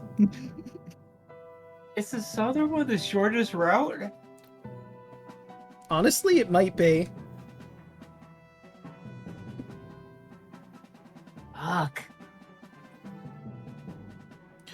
I mean, there are ways you could alternatively go in that section. Like, there are several dead ends in the southern section as well, but it's really easy to go the correct path. But that ends the maze. Where would you all like to go next? Now that you're flush with potion greens, you could do something with that. You could do the hide and seek, or perhaps a mysterious third thing. I'm going to go get my potion made with the stuff I have. Right. You want to get a free potion. So the free potion isn't actually in like the module written anywhere, so I unfortunately have no idea what to give you for this. So you can go to Potions Made Cheap and get a potion made. Yeah, sure, that's fine. I'm fine with that. And I got plenty of ingredients. Ivan, you meet someone that you are actually very familiar with as you came to the festival with her originally, Sabrina. A blonde-haired witch and her black cat. Oh, hey Ivan. I guess you're here for the potions. 5 gold and give me some ingredients and I can brew you up a potion. 5 gold? Okay. Yep. I give her the 5 gold, I give her the shell, the seawater, and the flower. Okay, let me calculate this up. Go to our potion ingredients. I believe these are all commons. Actually, no, there's an easier way to do this. Shell. If you pay her 1 additional gold, she'll tell you what the scores for these are, too, I'll say. If you have that 1 additional gold. I will do so. Okay, so first things first. I imagine you would share this info with the others, or they're in the tent so they would hear it too, so I'll just give that to you. Let me quickly put in that utility and whimsy. That is okay. So, starting with the seashell. Seashell has the score of 0 combat, 0 utility, and a 1 in whimsy. The beaches of Obojima are covered with different kinds of seashells. Many paths and walkways in seaside villages are covered with simple white shells. Some of the more decorative ones are sold in shops.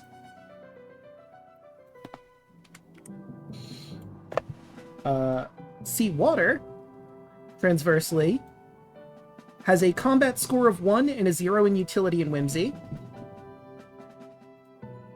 Seawater is a staple in many potion brewing processes, but some master potion makers will demand seawater from certain areas around Obojima due to the particular elements, minerals, and energies present in the water around that particular region. For those adventurers with a penchant for fibery or desire easy money, a master can taste the difference in water around Obojima, so don't try to fool them with just any old seawater. And the last one you said was a flower? From the maze. Oh, the lover's vine. And last but certainly not least on our potion ingredients tour, the lover's vine has a 0 in combat, a 0 in utility, and a 2 in whimsy. The lover's vine is actually 2 distinct vines that have developed a symbiotic relationship where one draws nutrients from the soil and the other provides a strong stem and the ability to grasp and climb. Singly, neither vine provides a medicinal or magical effect, but when both are boiled together, their mixed properties are truly potent. Lover's vine can be found in most forests, but is especially fond of marshy areas, much like Okiri village. So, with the potions you've provided, that is a 1 in combat and a 3 in whimsy, giving you whimsy potion number 3. Potion, common whimsy. And that potion is, you watch as this normal-shaped vial morphs as the potion gets poured into it in a sort of diamond shape with a little hook stopper. Or a rounded stopper, I should say. And you have intoxicating aroma. When consumed, you smell of an expertly crafted perfume. The effects of this potion last 22 years. This doesn't count against the number of potions you can have affecting your body at once, so you could just always be smelling nice. Permanent deodorant, or at least 22-year-long deodorant. That's pretty funny. It is a whimsy potion. No, like, concrete value for battle or, like, just utility. But hey, sure is whimsical to have a permanent perfume. Oh boy. And since you now have that information, anyone who else wants to can look at the ingredients and calculate what their totals are. Since you all should have similar ingredients. I think all I have for Kaito was the Yuki sap. Which I also have that, and I want to know what the score on that is. Right, so if you pay her 1 gold, she'll identify it, or you can, like, have the potion made and have her identify it for 6 gold. I'll have her identify the ingredient. Alright. 1. She will look at this and tell you, this is Yugi Sap. Yugi Sap has a combat score of 0, a utility of 4, and a whimsy of 2. Though Yugi Sap is commonly found seeping from trees of every species, it is not a naturally occurring substance. Spirits who retreat into a tree have a transformative effect on it. Leaves might grow in a different shape or color, or a dazzlingly new fruit might emerge. However, every tree inhabited by a spirit produces Yugi sap. The sticky substance is often used as a sweetener. However, some canny craftspeople know the secret to making strong glass-like vessels from it.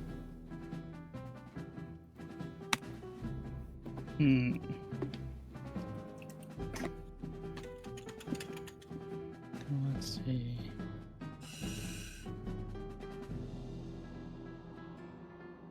I could do the Yugi sap, seawater, and the lover's vine. Right? So let's calculate that up. A combat of 1. Ability of 4. Whimsy of 3. Okay, let me grab these. Oh wait, hold on. What am I doing? I grabbed the calculator. Grabbed a calculator for this, and I forgot to pull it up. I could just be using that instead of trying to calculate this on the fly. Hold on a second. It's combat 1, utility 4, and then whimsy 4. Okay, so you have 2 values that are 4, so you can choose if you want whimsy or utility. Utility. Right, so let's grab utility potion number 4. And that is... the vial transforms to look sort of like a pink fish, with the very rim of it being where you drink the potion from. And you have been given a animal affinity potion. This potion has a violet color and smells like a spring meadow. When you drink it, you become very calm and are able to sense the subtle cues from all kinds of animals. For the next hour, you gain a +3 bonus to animal handling checks. Oh. That's nice. You take out one of my many lover's vines. Let me find my calculator. Seawater's gone. I select the seashell. Can I try making a potion too? Sure. Do you have 5 gold? Yep. Right, and what are the ingredients that you are going to be getting? Right. Hear me out on this, Draco. Okay. Because I present the Yugu sap, the lover's vine, and Adam's like, I only have these, and he scratches the side of his head, and he's just thinking, I'm not sure what else. I have like a second vine, but Okay, let me do you see. think I have any other ingredient? He looks at him. Um, And he looks at the potion maker, and he slowly points to himself. well, there's 2 ingredients that you actually have on your person that you specifically have, and that's something with a person along with you. Ivan here, his slime could be used in potions, and she taps your ear. Like it or not, some potions use earwax. We all heard her say slime, right? Yes.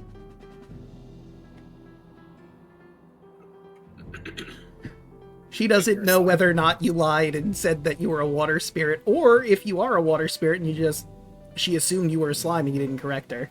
So... Kaito just slow turns to look down at Ivan, slow turns to look at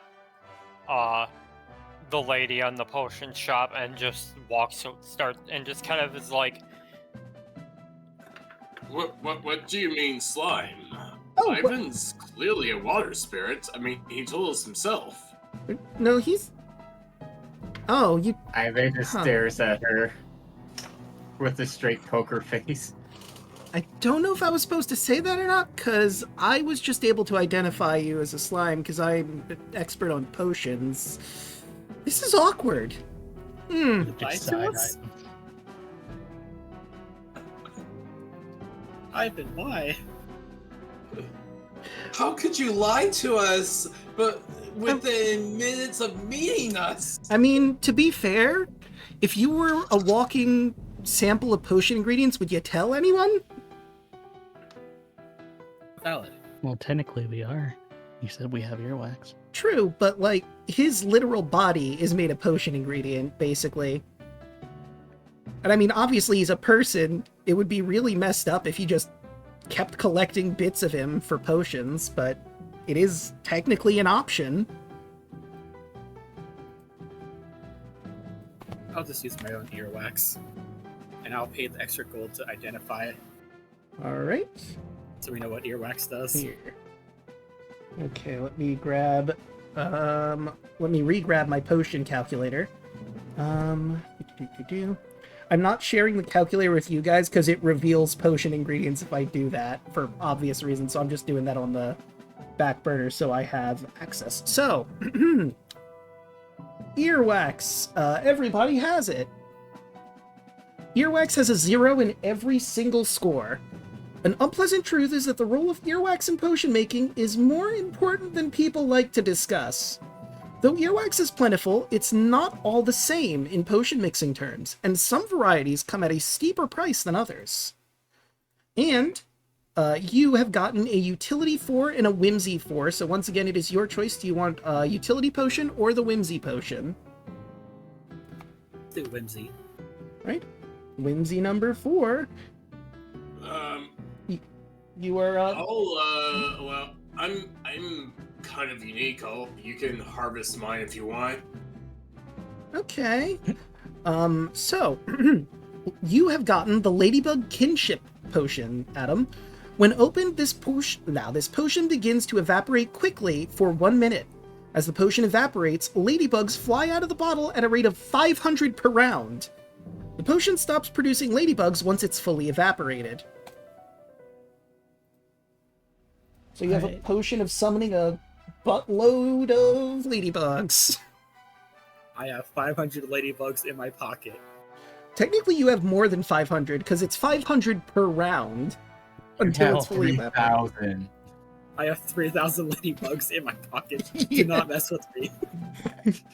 I'll open this. You think you're tough? Actually- Wait till you see the ladybug swarm coming your way. Actually, it's not 3,000, it's 5,000. Little do we know that the big bad has a fear of ladybugs. This is a surprise in some combat, I'm just gonna pop open the bottle like a grenade and just throw it. No, put it Summon inside. 5,000 ladybugs. Put it inside Ivan, and Ivan will go somebody and get attacked by ladybugs. You're trying to be Candyman? I don't know if the ladybugs would be able to survive inside of Ivan, if we're being honest. I'll let Aaron. Alright. I mean, I guess I'm a hand too. I could summon 500 ladybugs as a bunch of ladybugs. It's like Byakuya from Bleach, but instead of petals, it's just ladybugs. Yes. I was just gonna say, I'm just gonna become Gaara from Naruto. Ladybug shield. You just get a massive gourd and fill it with this potion, cap it off, and then eventually pop it open. I kind of like that idea. If only I was a druid. Oh If-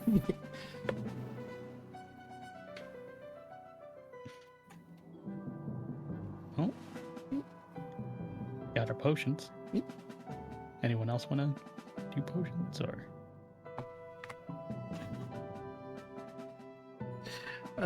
Sabrina will look at Ivan. You know, I was looking for that vial of blue slime I collected from you, and it went, surprisingly missing. Know anything about that?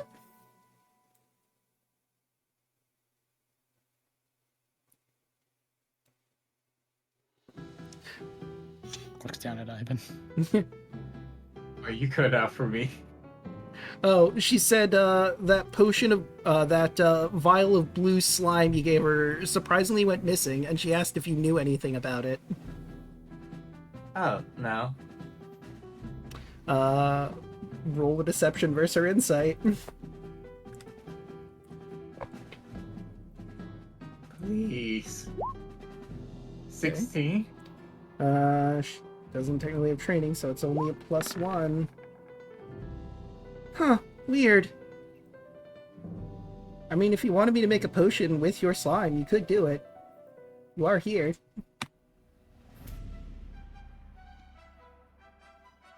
No, I'm good. Fair enough.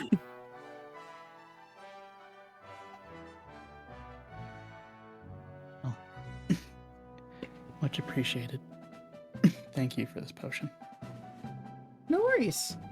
It helps me, basically study. Figure out what makes what again. Like, I'm still an apprentice witch, so I figured this is a good way to A, make money, and B, refamiliarize myself with everything.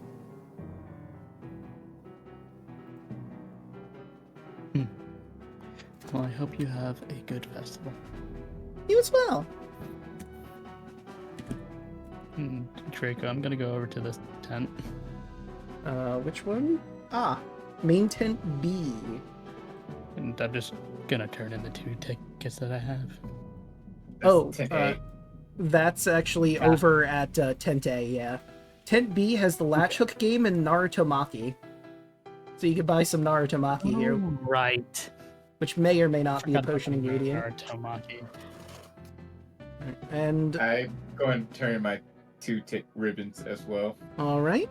And, genuine question for, Fu. You have your ribbon and one other one, correct? Mm-hmm. So you would get just the tokens from the one you have. So let's see, pickpocket for a token. So you would get 1 token. And then Ivan gets 2. All right.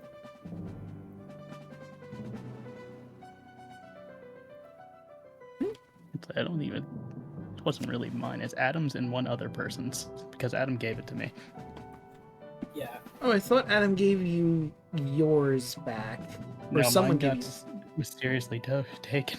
Okay, I don't know how that happened. if you don't have yours, you cannot get the ribbon for a token.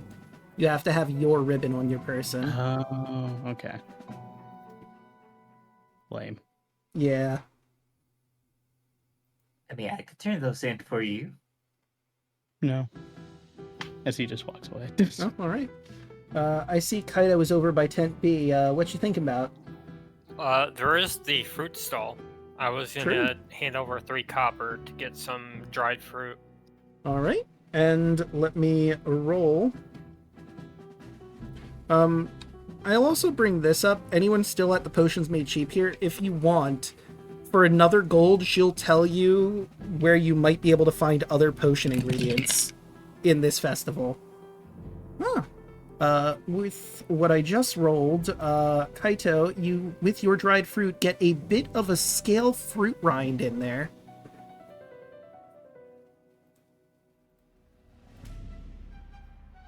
And I will... It's spelled just like, you know, like a fish or dragon scale.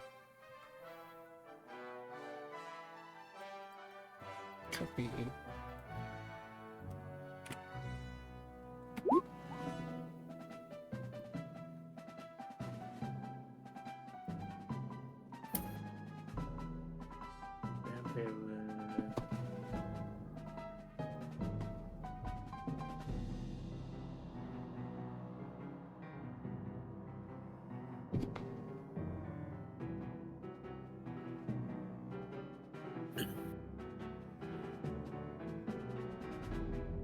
Alright. Oh wait, I still have the music for encounters playing. Let me change that real quick. It's all good. Way more intense than was necessary. Anybody wanna play hide and seek?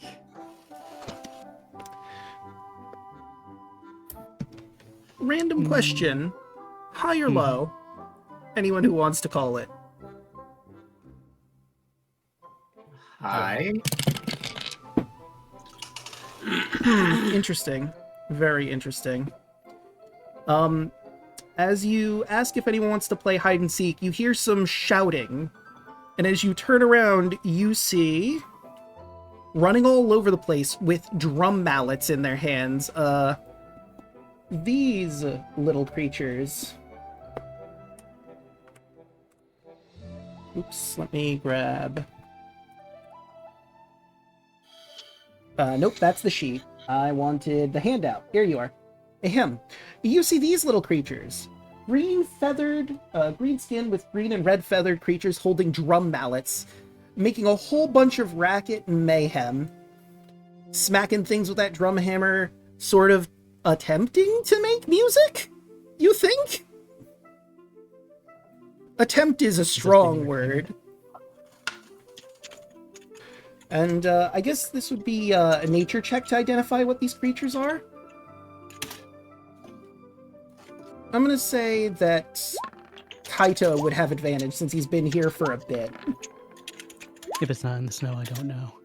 21. With a 21, you know exactly what these are. And Adam, I'll give this to you too, because you probably have seen them with that score, 18. Yokoro are goblin-like creatures that usually can be a hindrance for festivals. They are attracted to music and like causing mayhem. Actually, let me grab the thing. Fantastical beings with feathered bodies that revel in the joy of chaotic mischief. Known for their lively nature and aggressive behavior, these goblin-like creatures are often hated by villages. Their unwavering passion for music can lead them to disrupt festivals and other celebratory events, earning them a reputation not always well received amongst islanders. And they're just basically knocking things around, causing a fuss. Hey Sabrina, are those part of the festival? No. No, not at all. Alright. I was just gonna crack his neck, crack his knuckles. Kaito will just look at Adam and just say, "They're called Yukario. They're mischief makers. They're attracted to festivals and parties like this." Adam looks at you with a pretty serious look and just says, "Lethal or non-lethal?" Basically, he's seeing like do I basically getting permission to be like do I use lethal force or do we just knock him out?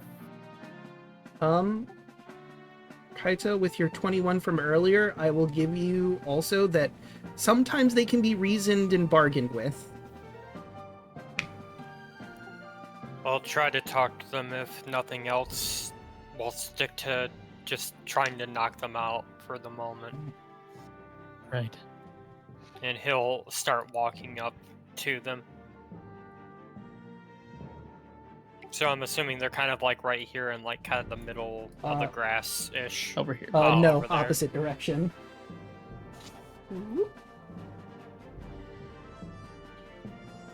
Yeah, they're banging against tables and everything. They're not paying you mind at the moment if you want to try and do something to grab their attention. Kaito. Let's see.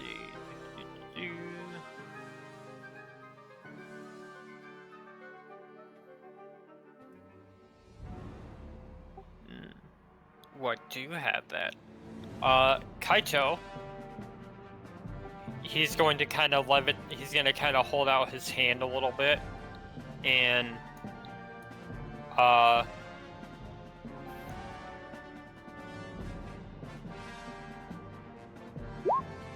have cantrip. Being a drow, I have the dancing lights cantrip. So he's going to pop.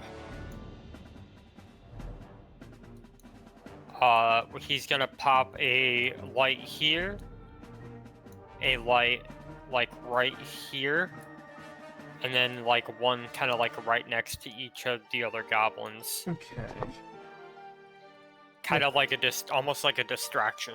Okay, let me grab the dancing lights. So you said like, ping those one more time so I can grab the dancing light spell to pop them down.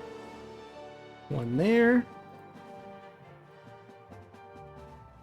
One in front of him.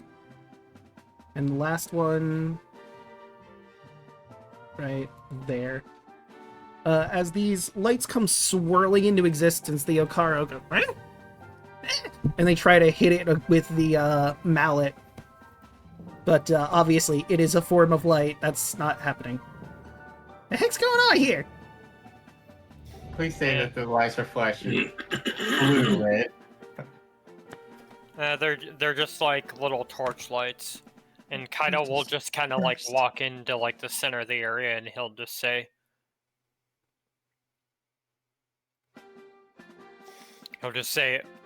"Officer Kaito Adachi, I've heard of your type before. You tend to be miscreants and chaotic beings, so I'll give you this one warning.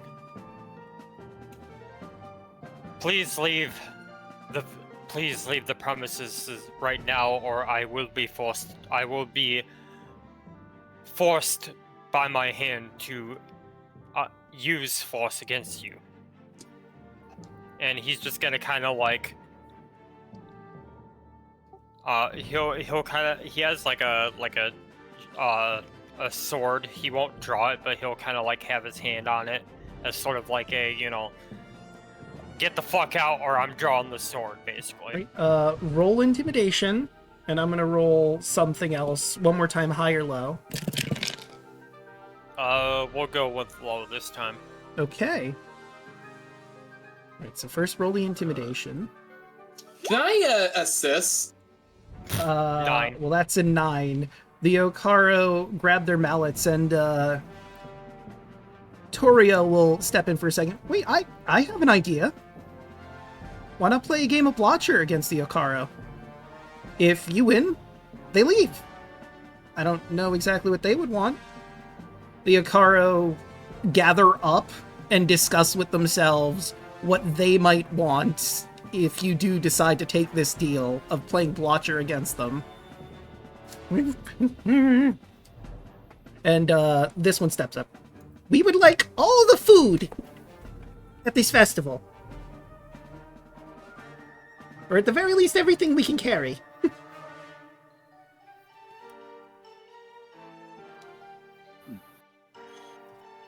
do you think, Kaito? Would I know what the game Watcher is? Yeah, you would have probably seen it played every so often. The people of Okiri use Blotcher as a way to solve, like, problems amongst people. It's a basic sport where you take a sling and you throw overripe produce at each other. Everyone gets a white shirt. If you're hit twice, you're out. Also above board, it's sort of like a mix between paintball and dodgeball with a sense. And let me show y'all the rules as it would be explained to you. Teams compete in a sling-based game of paintball/dodgeball using overripe produce. Each player is equipped with a sling and a pot lid if you wish, the pot lid acting as a shield. A player wielding a pot lid without shield proficiency will roll all attacks with disadvantage, however. The field is down below. There is a line of scrimmage which no one can pass, 5 feet in the middle of it. Let me scroll down so people can see the field. Attacks made against opponents that are just 10 feet away are made with a +2 attack roll. Directly opposite of the no man's land. Like I said, 2 hits and you're out. If you're hit twice by an opposing team, you must drop your produce and leave the field. This game does use special rules. By default, players get no bonus actions. Players can use one of the 4 custom actions within the game. Reload. The teammate fetches produce from the bin for the team to use. You roll 1d4 plus your int or wisdom to see how much produce you get to equip to the team. The teammates can dispense whatever they wish to their teammates if they are within 5 feet of them. The teammate taking the reload action can also collect reload produce from the fallen teammate this way as a bonus action if they move within 5 feet of where the fallen teammate left their produce, picking up their remaining produce. Sling. Using a sling, literally the D&D item, the player launches a range attack. The player should add the sling to their inventory just to make things easy. As an extra rule for Blotcher, the attacker can sling an extra piece of produce at once if you have it, and increase your roll by +2, consuming both pieces. You can block. If you're wielding a pot lid, you can take your action to block. You can't move on your turn. If the player chooses the block action, they perform a sort of bait and switch maneuver as a reaction. The block player prepares a reaction to switch places with a teammate of their choice in an attempt to move them out of the harm's way. The player moves up to their movement speed to the target teammate and pushes them one space back towards their produce bin. The block player rolls a d6 and then adds this number to either their own AC or the AC of the target teammate. If after adding the 1d6 to your player or teammate AC, the teammate's AC is still lower than the attack roll, they get hit anyways, but if it's higher, it misses. You can hold. The player can hold their sling action to wait for an opportune moment. Player receives a +3 to your armor class for the round and rolls a d20 to set the DC for their hold action.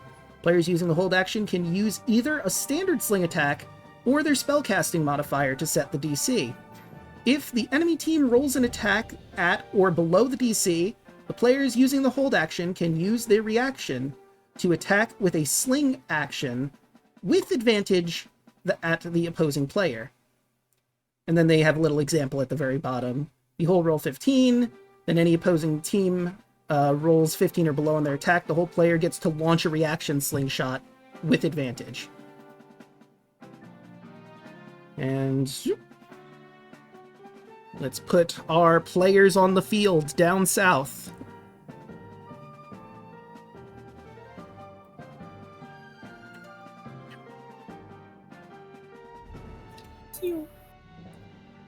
Right, and for equipment purposes, who would like to have a shield, and who would like to just use the sling? I will just use the sling, because I am not proficient with a shield. That's fair. I am proficient with a shield. I'll take the shield and the sling.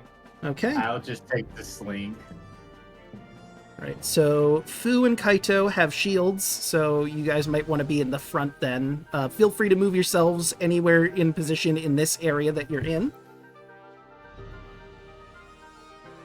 As previously mentioned, this line in the center, the green is the line of scrimmage. You can stand here, but you cannot go in the center or you will be put out immediately. And if you haven't, feel free to add that sling as we roll initiative.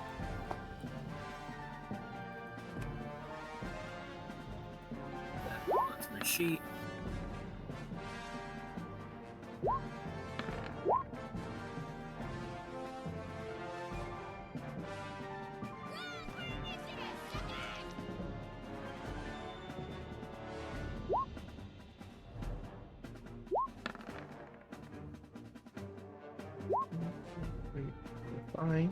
Let's put this in descending order. Right, let me make sure I have my rules handy dandy. For Blotcher, put that in the little window here. Right, so it looks like we have the Yokaro going first. Due to the nature of the game, well, you guys would also be moving one after another, especially with how the turn order shook out, so I'll just have all of the Yokaro move on their turn. So one is going to start with the reload to get their teammate some stuff, so that is 1d4 plus their inter-wisdom. You have a 6-1 that kind of got missed up there by the paddock wording. Hmm? Get to the 6th goblin. Oh, whoops. I forgot to grab him. There we go. Well, yeah, I think that's a good setup for them. Okay, so 1d6 plus their inter-wiz. They'll go with int. And that's a d4. 2! Alright, this guy goes, grabs 2, and arms the 2 guys over here. I'll ping them because it didn't ping. Boop. Boop. The other one that's back there will also go for a reload. For another 2. And we'll arm this guy and this guy. And now with all 4 of those guys properly loaded, they're gonna start slinging. I think they have the sling on their sheet already. They do. Okay, so attack number 1 from the guy up front. Let's see, that's 25 feet. He's going to grab his sling and swing at Kaido. I don't think an 8 is going to hit. Nope. Attack number 2 will go for Fu. I didn't promise I wasn't trying to rhyme. I think an 18 will hit you. Yes. You don't take damage, but you will take 1... you have 1 out, basically. 1 more hit and you are completely out. Do not get hit again. Because you were hit, the other Yokaro is going to try and hit you to try and get one of your players already out, but 11's not going to do it. And let's see. Shield. Can you... You would be able to. So that's 1, 2, 3, 4, 5. Yeah, he's the last one to go. And he's going to also attack Fu, because again, there's blood in the water. Well, there's gross fruit on your shirt in the water. 13's not going to hit, especially with that shield. And that does it for our Yokaro, bringing us to Adam. I'm gonna use reload to give ammunition to people. Right, and is that plus your intelligence or wisdom score? Plus wisdom, so that's 6. Okay, you can freely disperse that ammo to whoever you want in which amounts you want. Everyone gets 1, and then I'll give an extra 1 to Fu and Kaito. All right, and that brings us to Ivan.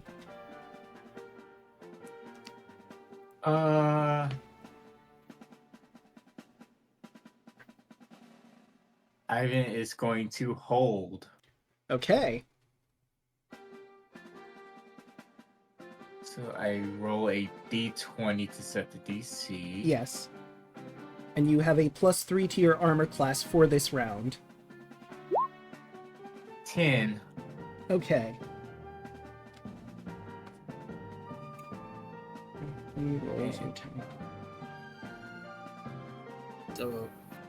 So if any of the enemies roll below a 10, you can use your reaction to attack them with advantage. Exactly. Okay. And that'll be it for Ivan. Right, bringing us to Aoi. All right, I'm going to step forward and go for this boyo. So just to be clear, these are made with +2. Let me scroll through here again. Sling. No, roll- never mind. That's if they're 10 feet away. Yeah, also, if you were like to use 2 things of produce at once, you would get a +2. But again, that would consume both of them.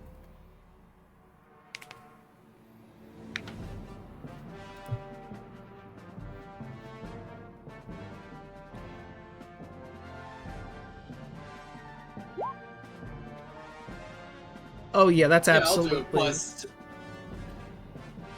22 is... Well, 24 if you're using both things of fruit. That's certainly going to hit. And that would be... on this boyo. Alright. You shoot a somewhat ripe pyramid melon. And... Let's see, what else? A little bit of the dried fruit from before that's a little... gross. It sort of squirts on him, and this Yokaro has to begrudgingly step out and onto the bench, for he is out.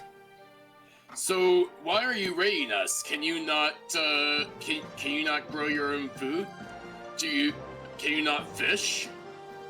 They just sort of look at each other. Fun? 'Cause it's fun. And they all seem to be in agreement with that. They, like, establish it's fun. It's fun. It's fun.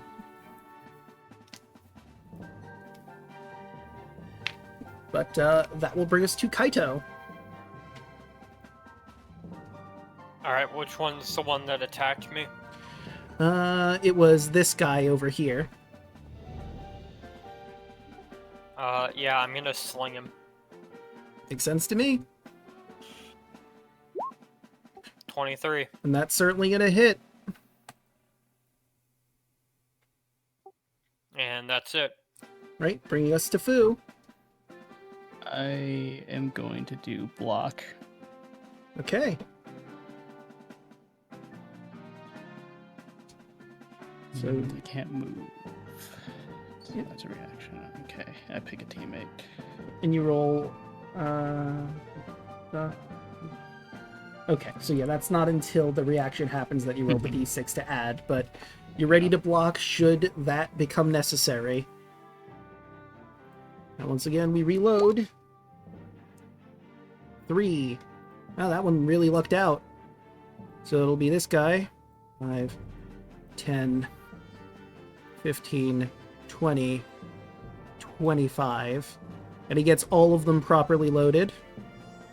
And the other Yokaro is also going to try and get a bit more produce, because they all only have 1. Alright, and he gets himself 1. So we've got 1, 2, 3, 4 armed. This one is going to once again try to go for Fu, because it's just the smart play. You get out! Dang it! Yay! That is less than a 10. And let's see, a 12 unfortunately will miss. Just barely, but it with the does. advantage. Oh, that's right, 18, which will hit. Who are you aiming for? The guy who just threw? Oh, wait, of course, because hold, right. Oop, and that's another Yokaro that has to leave, mumbling to himself, annoyed. Sucker. Right, and let's see, that leaves us with 1, 2, 3 more Yokaro attacks. Two reloaded, so that'll just be Oh, yes, so that would be 2. 19 will hit Fu, I believe. Or what's your armor class with the block? Does the block?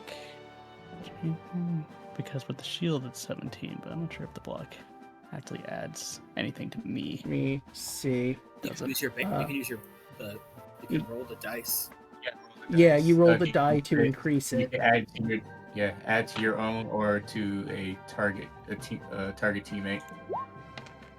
So you can roll a d6. So that brings you to a 20. That 19 just barely misses you.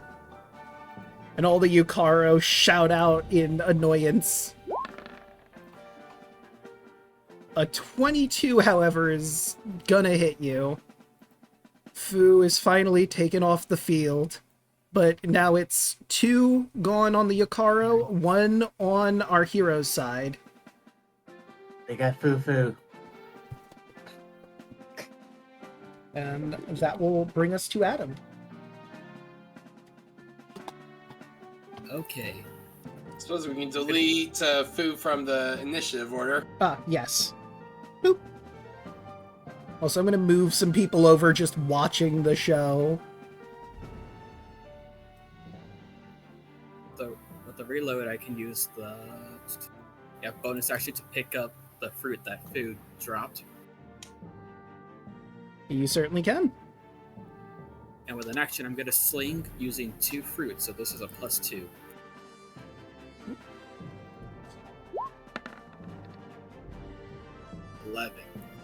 An 11 is not going to hit. Then that's my turn. All right. Actually, What? I could take a step back. Okay. And that will bring us to Ivan.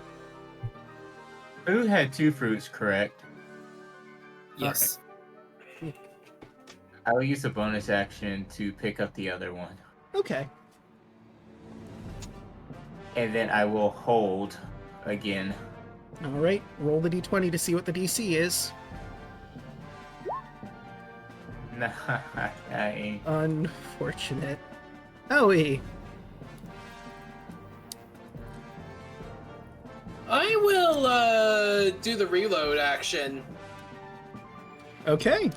Roll a d4 plus wisdom or intelligence of your choice. Okay, that's 5.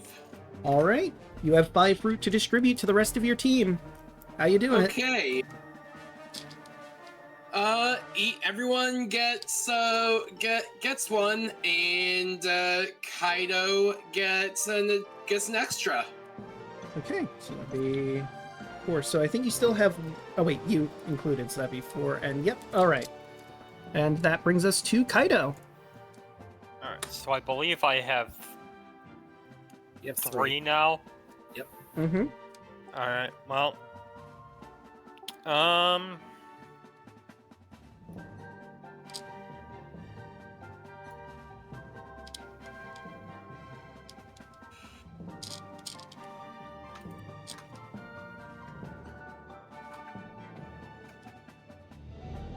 I'm gonna just get right next to Ivan, and I'm gonna go for this guy. And I'm gonna shoot 2 at once, so this will be a +2 to hit. Alright.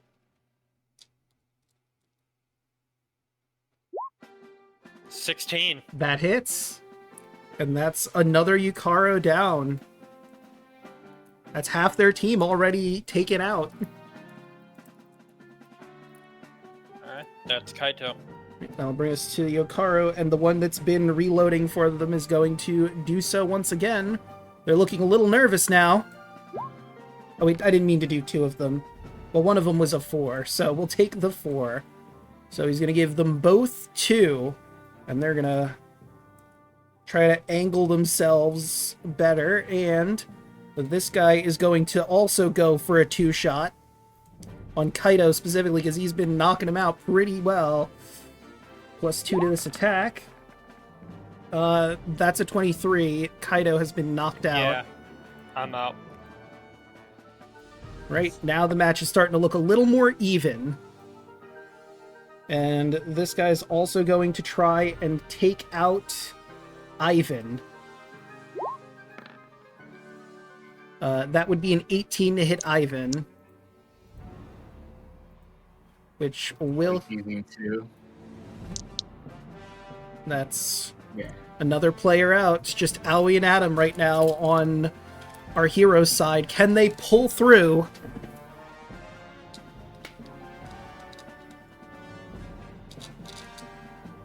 Alright. Run forward, pick up the fruit that Ivan dropped, so I have 2.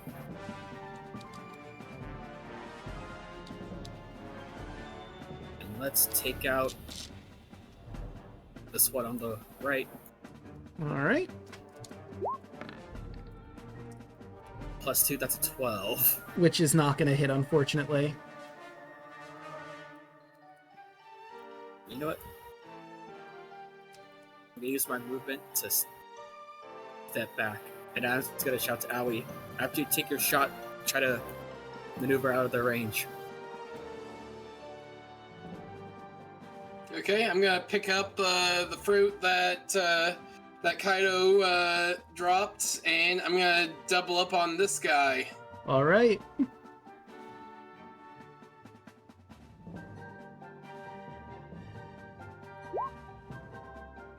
Oh no! Yeah, that's not gonna hit, unfortunately. Right, and that will bring us back to the Yukaro. They both used a double up, so we need a Yukaro to reload him. But he only got 1, which he's going to give to his buddy over here that knocked out Kaido. And let's see... He's gonna have to move up to the line of scrimmage to make this work.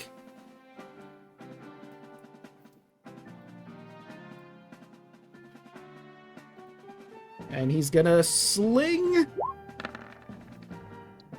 But a 13 will not hit, or does it hit Aoi, actually? My AC is a 12, so yes it do. Just barely. You were hit with another pyramid melon. And that is... Well, this Yukaro could try to reload. He's gonna run over and do that. And also only gets 1, so that one he's keeping for himself, and he's gonna try to step to the back line. Bring us to Adam. Alright, I still got 1 more fruit on me, and I believe Kaido still had 1 more dropped. Correct. I still have 1 more drop too. So you got 2 on your side of the field. So I grab one, so I have 2. There's still one on the floor. Hmm. Then I move over here.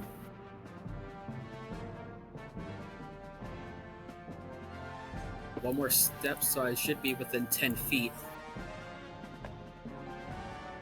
So that'll be +4. Yep, so we have +4 to hit to just try to knock this guy out. All right. Yep, that's gonna hit. And that's another Yokaro down, making the fields even, 2 versus 2. And then I try to take 10 step back. And that will bring us to Aoi. Reload. I'm just imagining now, like in my head, Left 4 Dead reloading. Okay. Oh, let's go. 3 for you, 2 for me. Right. All right, let's do this, cut. Let's do this, Howie. Right. That will bring us to Yokaro, his friend. Let's see, it was, yeah, he was the one that had the exactly 1. So he's gonna rush forward. And you are... he's not gonna get that bonus, but he's gonna try to sling you.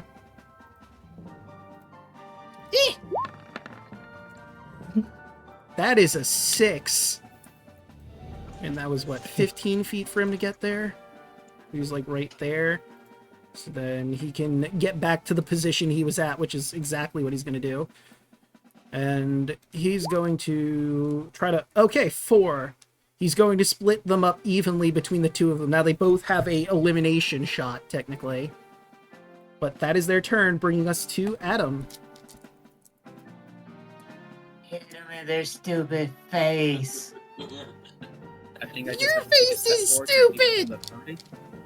You stupid. You stupid! is stupid. And let's try to go with the +2 hit. Oh! Oh! That's another one down. Fastball special. This last Yukaro is on a hope and a prayer.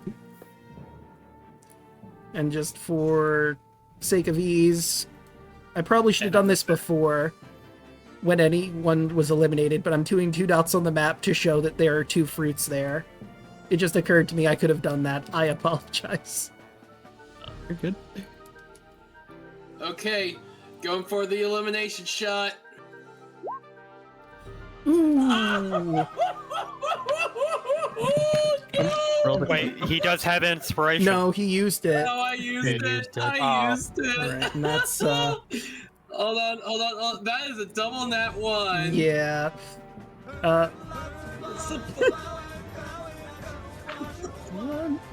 Alright, so from what I rolled, it wouldn't make sense for you to go deaf all of a sudden with throwing fruit, so that one's just a whiff.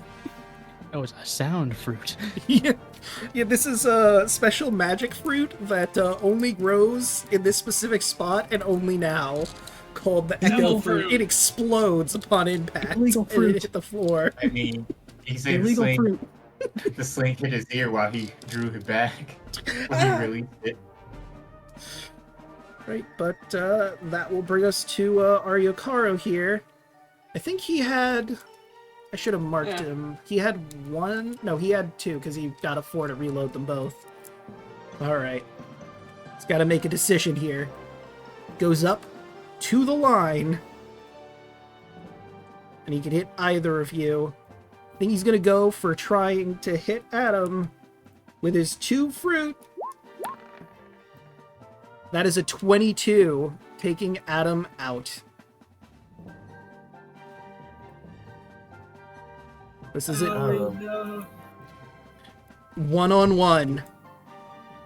Do we think it was smart to leave him in there by himself? Picks up the fruit. Mm-hmm. 5, 10. Yeah, just go for the kill shot. Mm-hmm. Click, +4 to hit. click. Go in there, buddy. Okay, let's do this. End him. +4. 16. That does it! You've eliminated the last Yokaro from the side, and the crowd goes wild! Chanting your name! Ah, wait!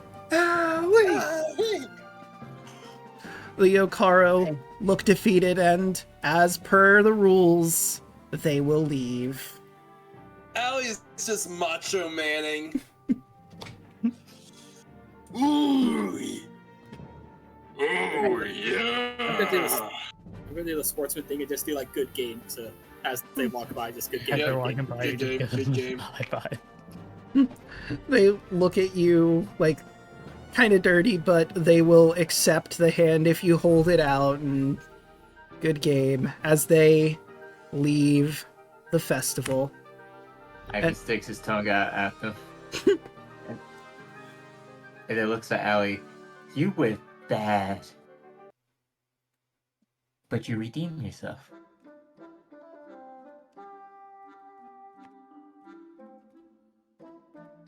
Alright, everyone, help me out. Help me lift Owie up. We gotta celebrate for him. The some of the festival goers come around cheering, and Wenneth walks up. We talked about it, and since you saved the festival, it only seemed fair. Pulled some money together, and they give you she gives you a pouch of 100 gold to split amongst all of you. Ooh, that's 20 gold each. Are you sure? It only Yeah, there's seems 5 of fair. us.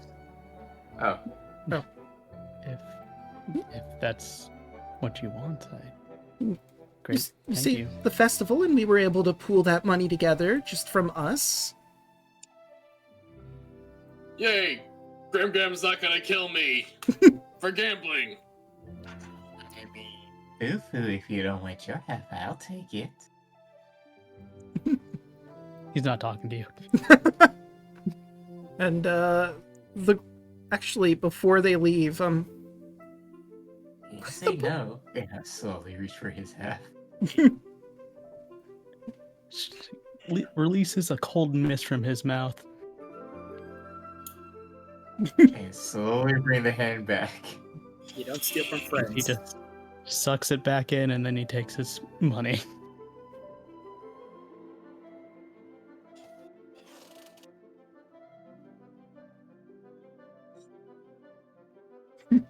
right, the everyone from the festival asks if your group has a name or anything, or if you just got together. Just curiosity, idle chatter, really. I just got here from the mountains. I just so happened to meet them. I think we all just pretty much met today. I think unless we stay together, we don't got a name.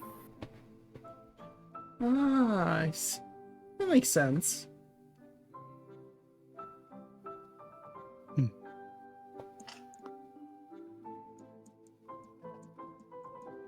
Yeah, just came down to have a good time.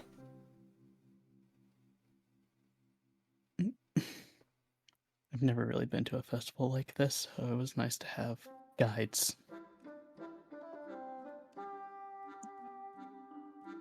Hopefully you enjoyed it.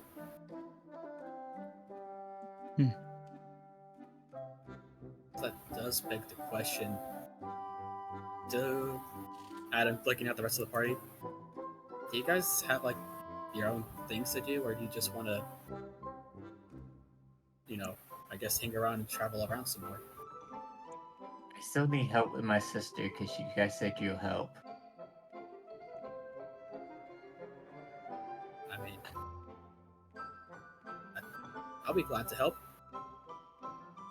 Should be on the way home, so. I have a quest of my own, but it doesn't have a set destination yet. And I think I should check in with Gram before I do anything. So I can accompany you, if you'll have me. Sure.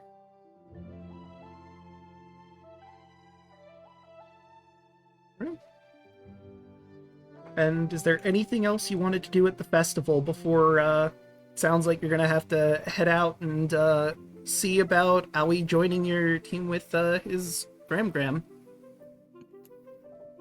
I have a lot of tokens. Yep, I mean, hey, the prize tent's right over there. Feel free to grab whatever prizes you have tokens for. Fortunately, I can't get enough for the snow cone machine.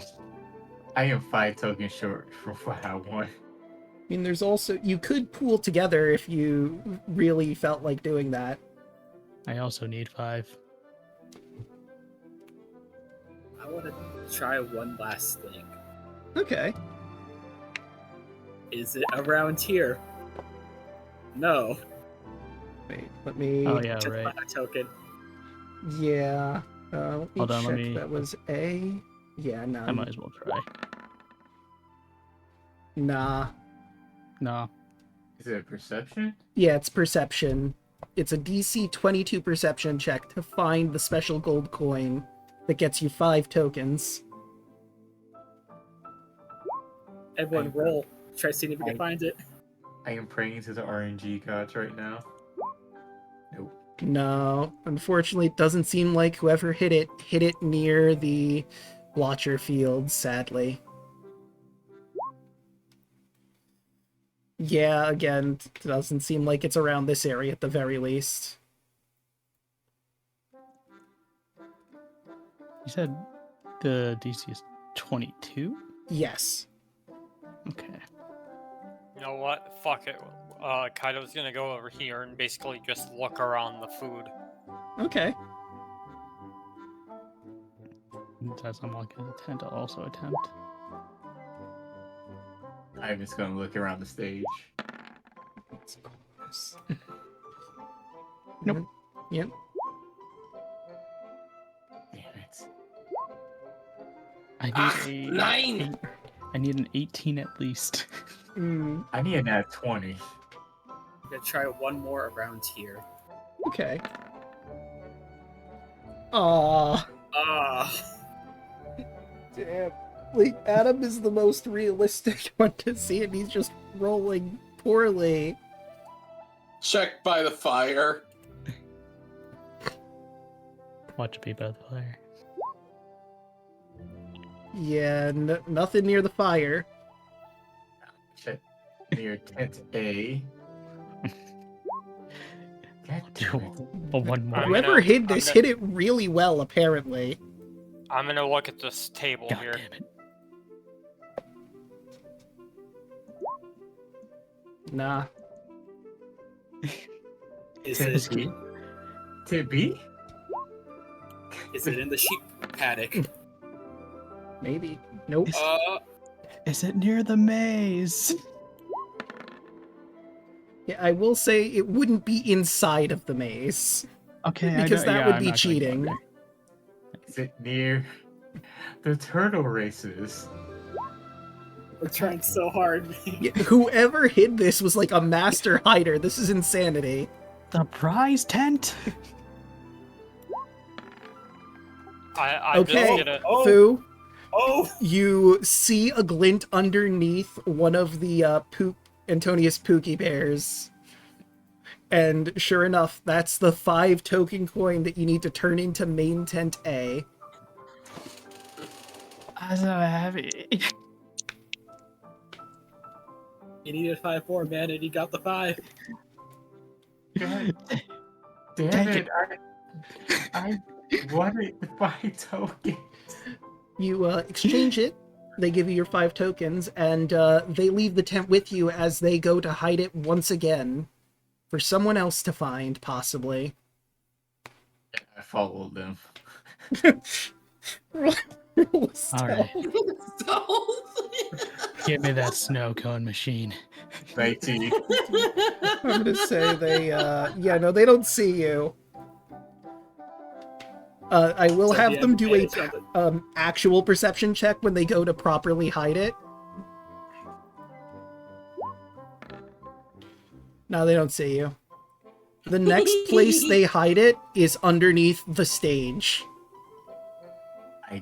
Once they walk away, I'm gonna go over and just take it. Alright. And as that's happening, Fu, you are handed your Snoppy Snow Cone machine. With a cute little black and white dog on the top of a red sort of building. The little spout. I go turn in the token. Alright, you get your 5, and once again, they go out. The man goes, wow, that was really fast. I'll have to hide this one better. Thank you. And here, I just go running out to a surprise tent. And he goes off to find a new place to hide it for the next person.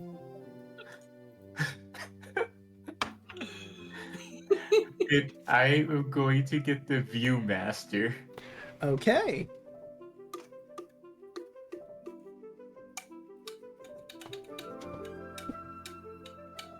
Right. Anyone else getting some prizes? I already got my Pookie for the Kibby cat. Mm-hmm. Only had 20 more. I could get that speak and spell. Oh well. Maybe we find it somewhere else in the world.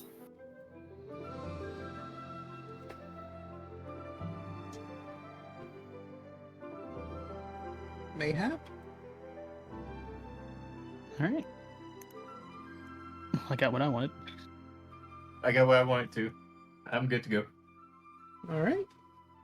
And let me take you to the map of Okiri Village as you all make your way to Awie's grandma's place. Question, how much longer are we going to go? I figured we would end, like, as you get to Miss Lindley's house. Because that is where the next quest would happen. Oh, and I forgot. So that wasn't technically combat, but I will include it as combat.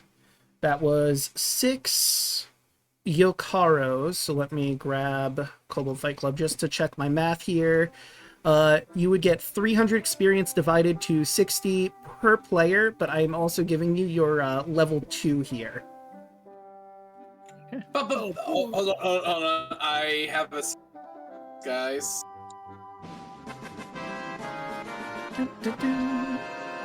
Level 2, baby! You guys hear that noise? What noise? Weird.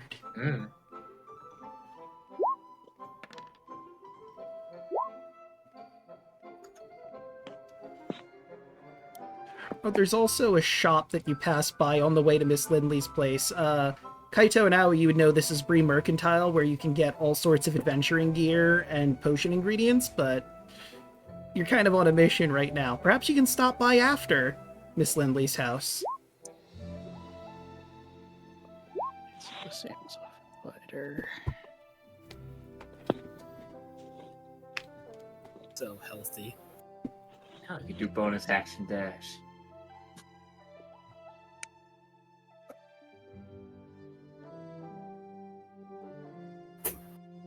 Taking the average.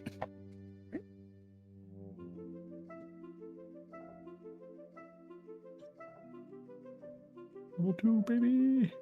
Let me know when you finish your level ups, and I'll set the next scene. I'm good. Yep, I'm done. Is everyone else ready? I'll take the average.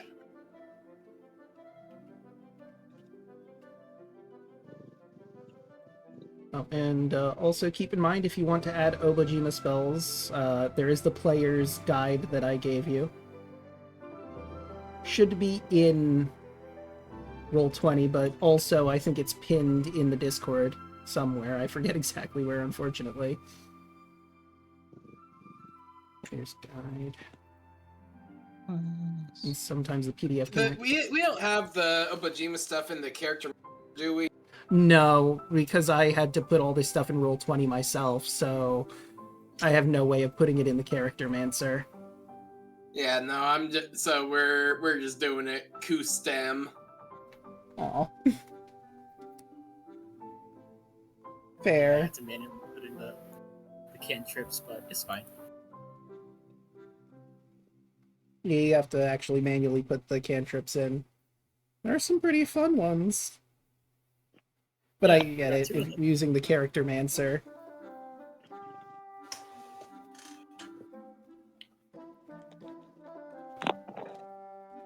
I also have all these cards with the magic spells on them. But that's not in the Roll20 room. These are just physical cards that I have, so I know basically all the spells. I would just have to look them up.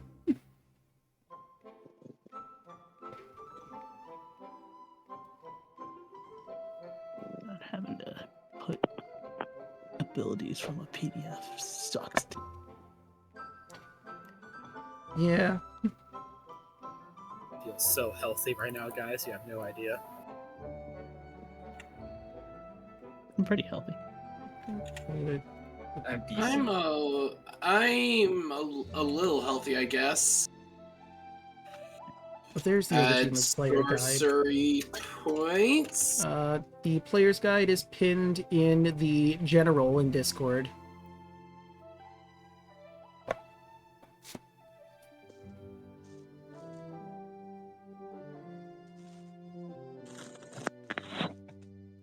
My second ability costing 2 focus points. Damn.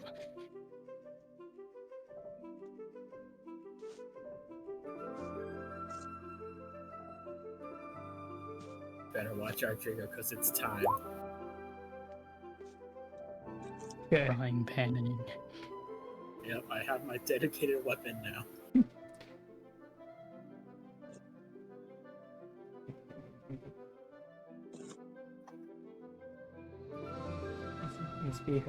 Okay. Right. Let me grab. This is my regular acceptance.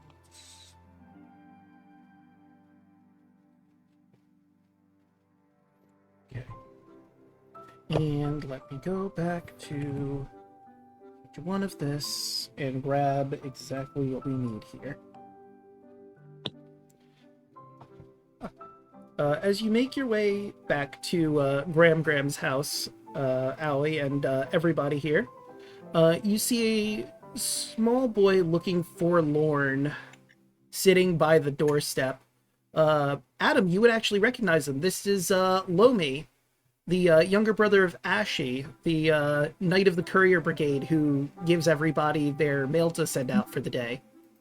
You recall from earlier today, his sister said that he was going to be around here delivering a letter, apparently. But he looks really bummed out for some reason. I'll go and say hi and be like, "Hey, friend, what's the matter?" Oh, hey Adam, I really messed up. I had a letter I was supposed to deliver today, and I thought it was to Miss Lindley, but it's Miss Limfree in Matango, and now this letter's in the wrong place, and I'm gonna get in trouble, and I'll never be part of the courier brigade because I messed up so bad. And he starts to cry in front of all of you.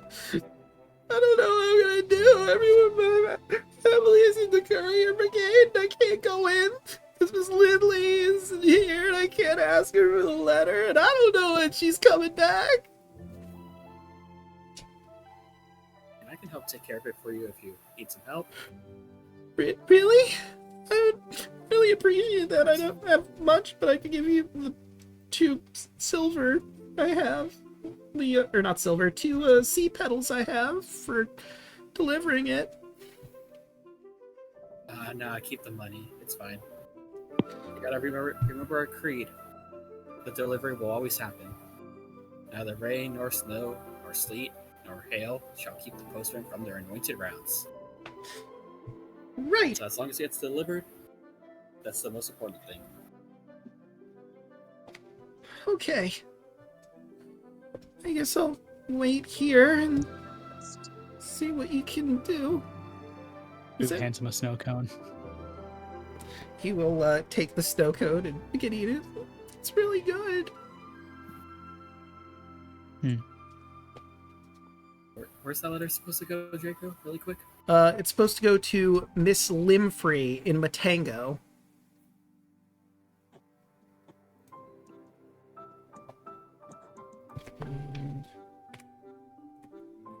I'm pretty sure I spelled that. Whoops, scrolled way too far down.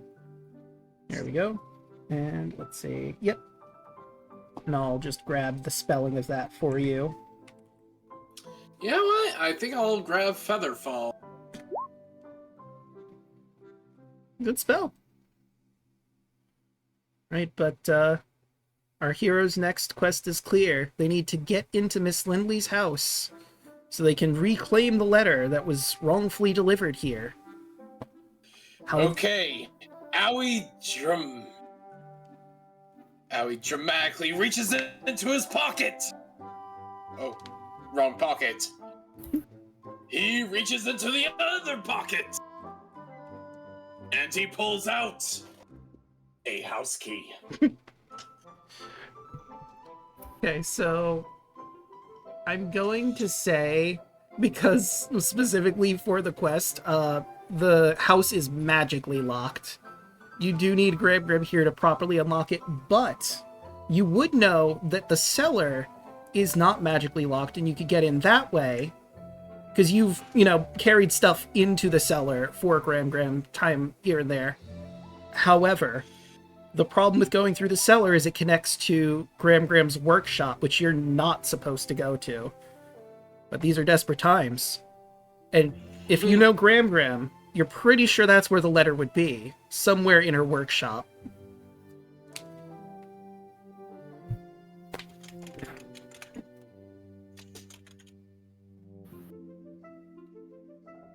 I relay this. Right? But she can't know that we were in there.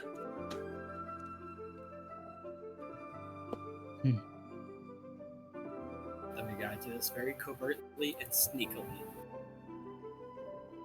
Someone say sneakily?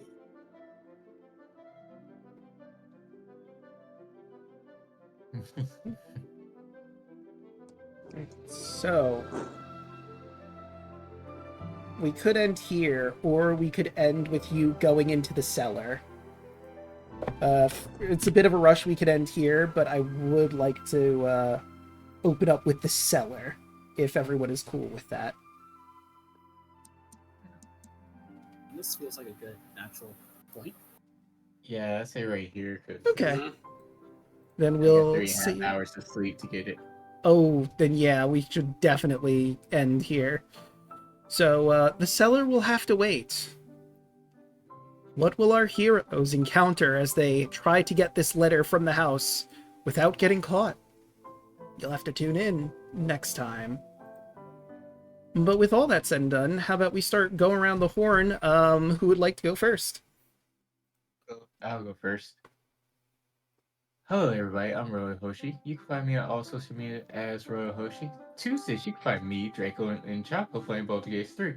As we're getting down to the wire and have like one more side quest left, and then the two main quests. And Wednesdays, you can find me here on Draco's channel playing your little favorite slime boy, Ivan. And that's it for me. I'm gonna go ahead and hit the bed. Bye. All right, who's next? I go. All right. Hello, I'm Thanatos. I had a great time tonight playing a bunch of festival games and playing equivalent of dodgeball in this world. Yay, we leveled up. First level up of the campaign. Yay. Find me here playing as Fuyuhiko and maybe party games every so often. Or, just find me in the chat with Draco, just talking about D&D stuff and whatever he's playing.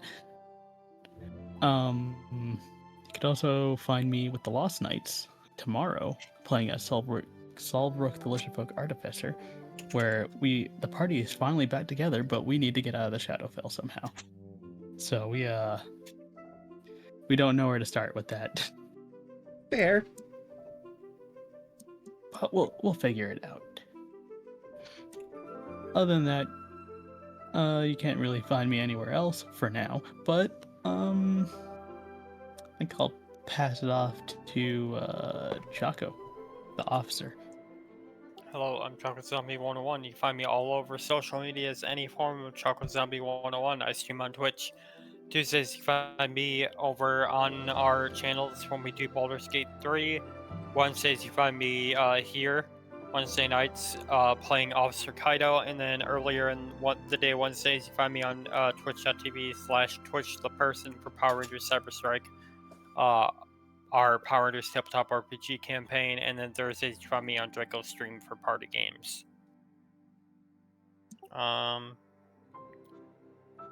Cryptic. Hi, I'm Cryptic Cyajin at twitch.tv/cryptic_Cyajin. This Saturday, I am hosting World Domination Wrestling. We've got our pay-per-view, Honored by Glory. We've got 5 hours of non-stop action. Nice. Who hasn't gone? I think Rodden hasn't gone? Yeah, I think that's just me, but I have nothing to plug. I'm just here on Wednesdays. Today was fun. Right. I had And a really good time. nice. That's it. Right, and that will bring it to me. Hey everyone, you've already found me here. I stream Monday, Tuesday, Wednesday, Thursday, and Fridays. Mondays is Persona 5 Tactica, where we're at the end of the game, not including the DLC, but there was more fighting than I thought, so we're still working our way towards Salmael. Tuesdays, you can get to meet Shaco and Hoshi as we go through Baldur's Gate 3, and it looks like we're getting really close to the final confrontation with the Elder Brain. Wednesdays, you can find our party here and see how they fare in retrieving this letter. Thursdays, you can catch us here for party games. And Friday, you can catch me and my lovely girlfriend yelling at me as we play through Pokemon Scarlet and Violet. They are still training for the Pokemon League, and I have the Blueberry battling the trainers there and the tournament that's left. But with all of that said and done, how about we find someone to raid? Speaking of lovely girlfriend, I mean, what? Hello. Hello.